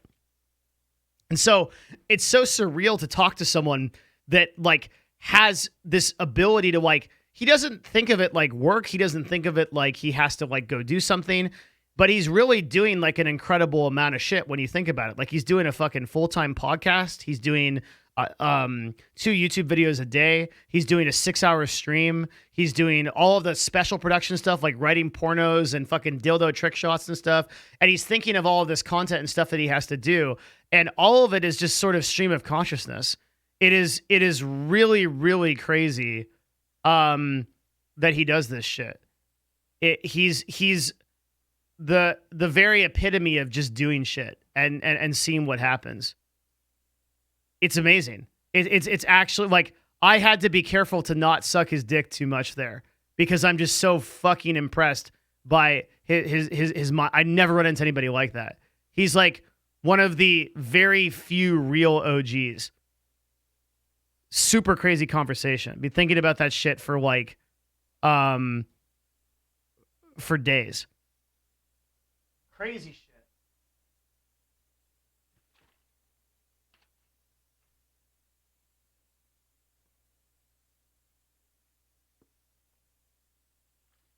What makes him special is I think he would do the same thing if he had 10 viewers. Yeah, I agree.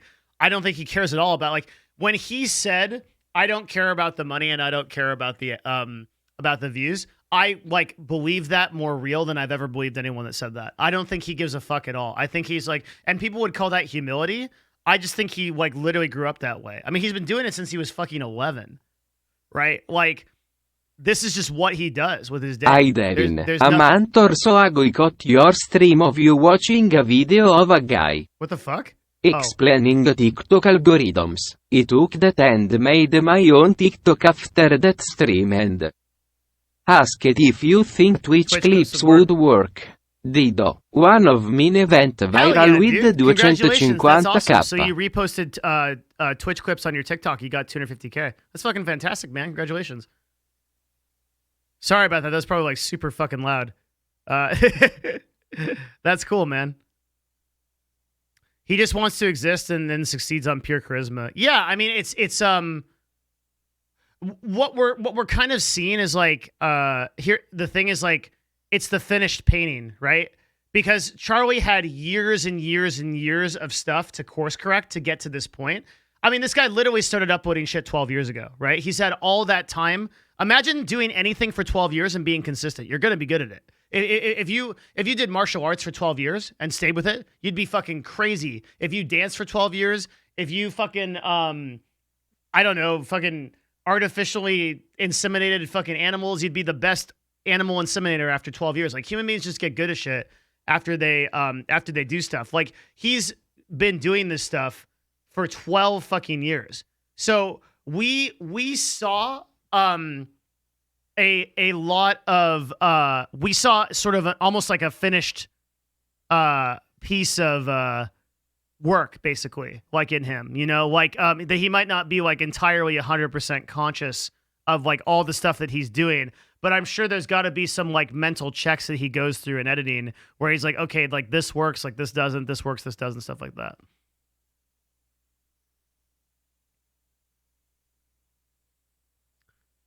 He flipped everything I thought I knew in my head. Yeah, for sure. Well, I think it goes to show, like, if you really love something and you just keep doing it and you iterate on it and get better and better, like, you can make it happen. Holy shit, I am fucking exhausted. It's 5 p.m. We've had 2 fantastic shows today. I think I'm gonna call it. I am exhausted, dude. I'll be back tomorrow. Oh shit. Tomorrow we have our talk with the 100 Thieves Director of Marketing, Julia Wu. Let me see what time that is. It ain't over, boys. Wednesday, 3 o'clock. Tomorrow, 3 p.m. PST.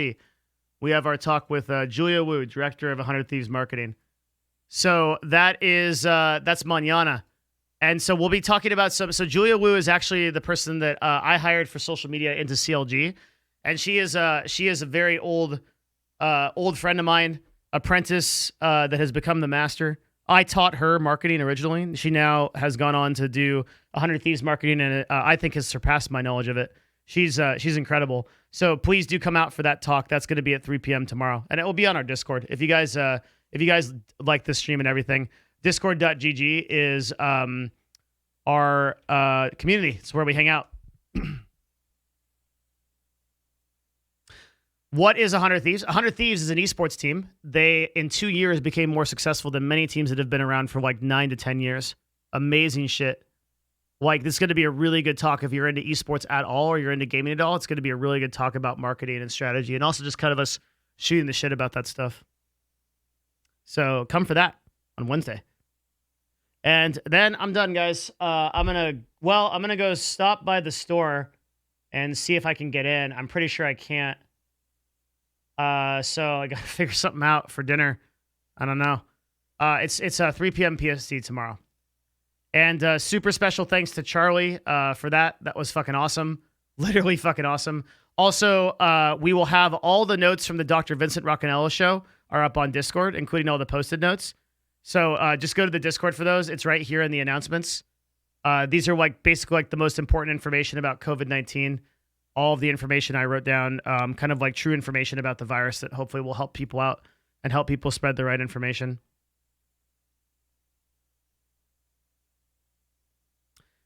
Fuck, while we were doing that, the Fed announced a $6 trillion stimulus plan. What's the stimulus going to go to? Like, who's it going to go to? Are people,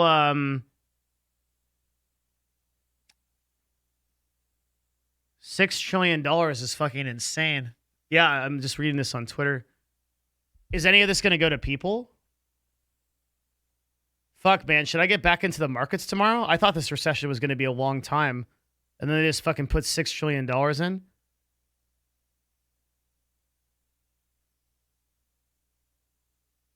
That's so much money. The Dow jumped 2K points. Yeah. The markets are closed now.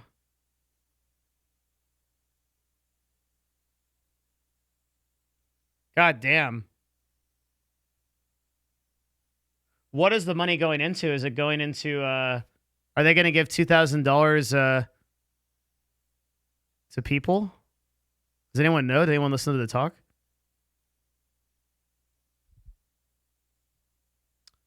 Do you day trade? No. I invest in ETFs, and then I hold usually. But I pulled all my cash out of the market a couple weeks ago because of COVID, before it went crazy. I do invest in individual stocks, but just for fun.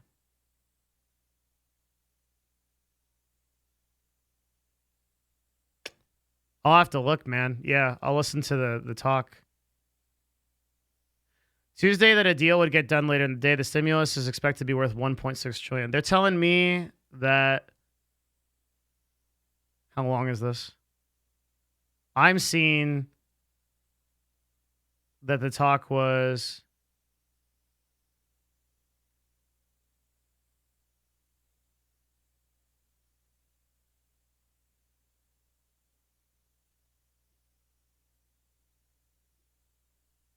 When was this? Apparently this was streamed. This is 49 minutes. Fuck, that's long.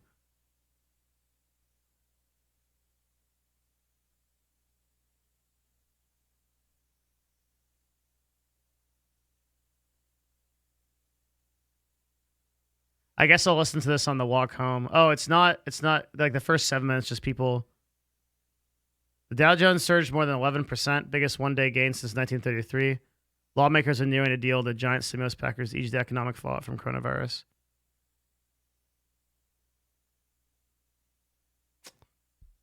I thought this recession was going to be like fucking like a year. You walk? Yeah, I don't own a car. I actually like it. I like not owning a car. Sorry, I'm fucking exhausted, man. I'm so tired.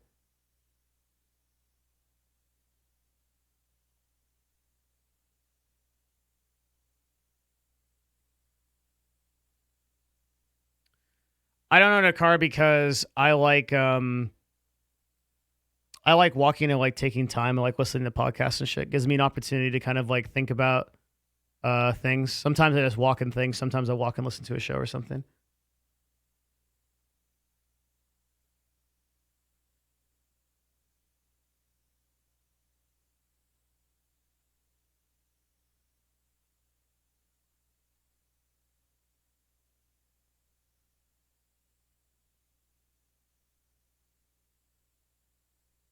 Also, it's really good because if I don't have time to work out in the day because I'm in too many meetings or something, then I kind of like get a mini workout. I think walking every day is like super good.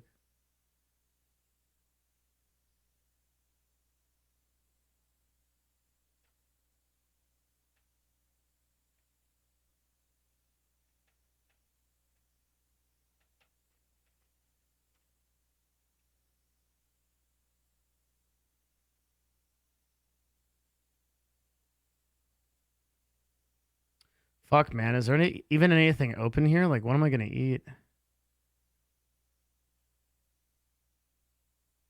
My uncle spent 50 grand on food.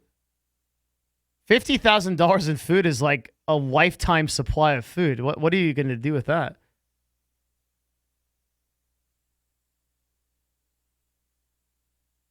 A 1,000 frozen chickens? How long does that last, bro?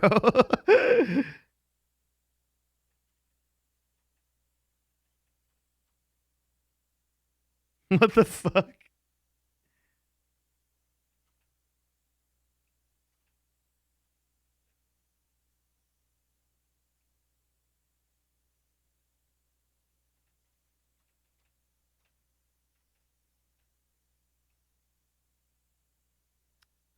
See if there's any restaurants near me open. It's probably safe to do takeout, right, guys?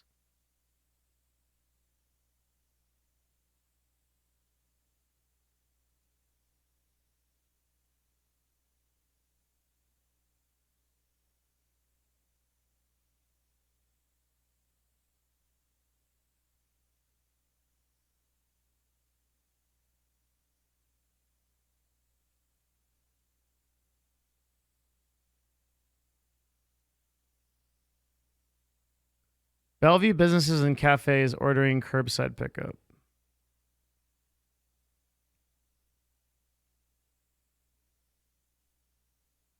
Nah, I ain't that worried, dude. It'd be fine.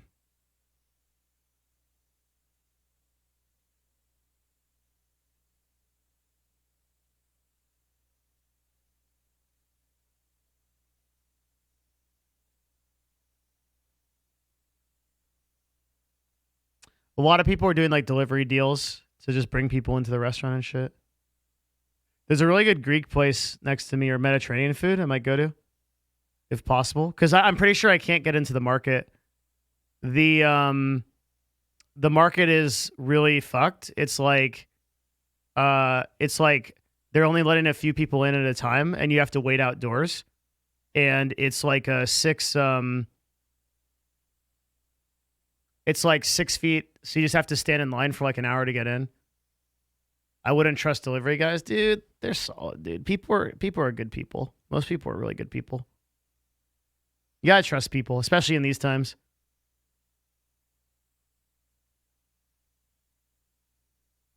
Yeah, I ordered Chipotle already. I ordered Chipotle a couple days ago, and I was 100% fine because I literally would not have been able to eat if I didn't. I would not have been able to eat food.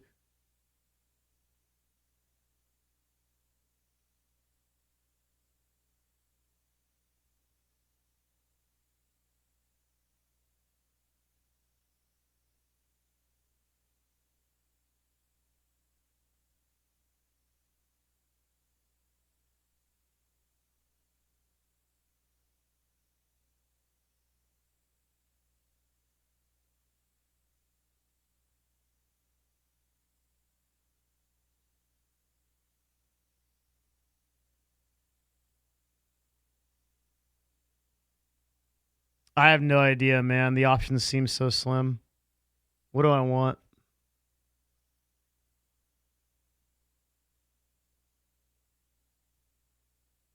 I guess I'll walk home and think about it.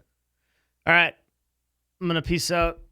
I'm fucking just exhausted. Thank you guys for being here for the talk with Charlie and the talk with the Vincent Rock and Yellow. I hope it was helpful. And I will see you guys again tomorrow for the 100 Thieves talk. Then Thursday and Friday are going to be normal streams. I also have Empires of Arcadia too. So what we're going to do tomorrow is I think we're going to do the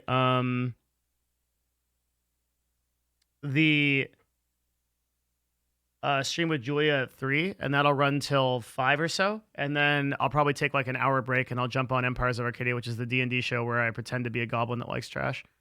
And then on Thursday, Scuff Podcast at a normal show. Okay, you guys are fantastic. Thank you very much for being here. See you guys again soon. Take care. Thank you. Thank you. Have a wonderful rest of your day. You guys are amazing. Thank you for supporting the stream. Join the Discord. Come say hi. I'm there 24/7. And I'll see you guys tomorrow. Post those hearts in chat. Any heart you want. Thank you very much. Awesome stream, guys. I appreciate you very much. Thank you. Whew, I'm tired. See you guys again soon. Bye-bye. Take care.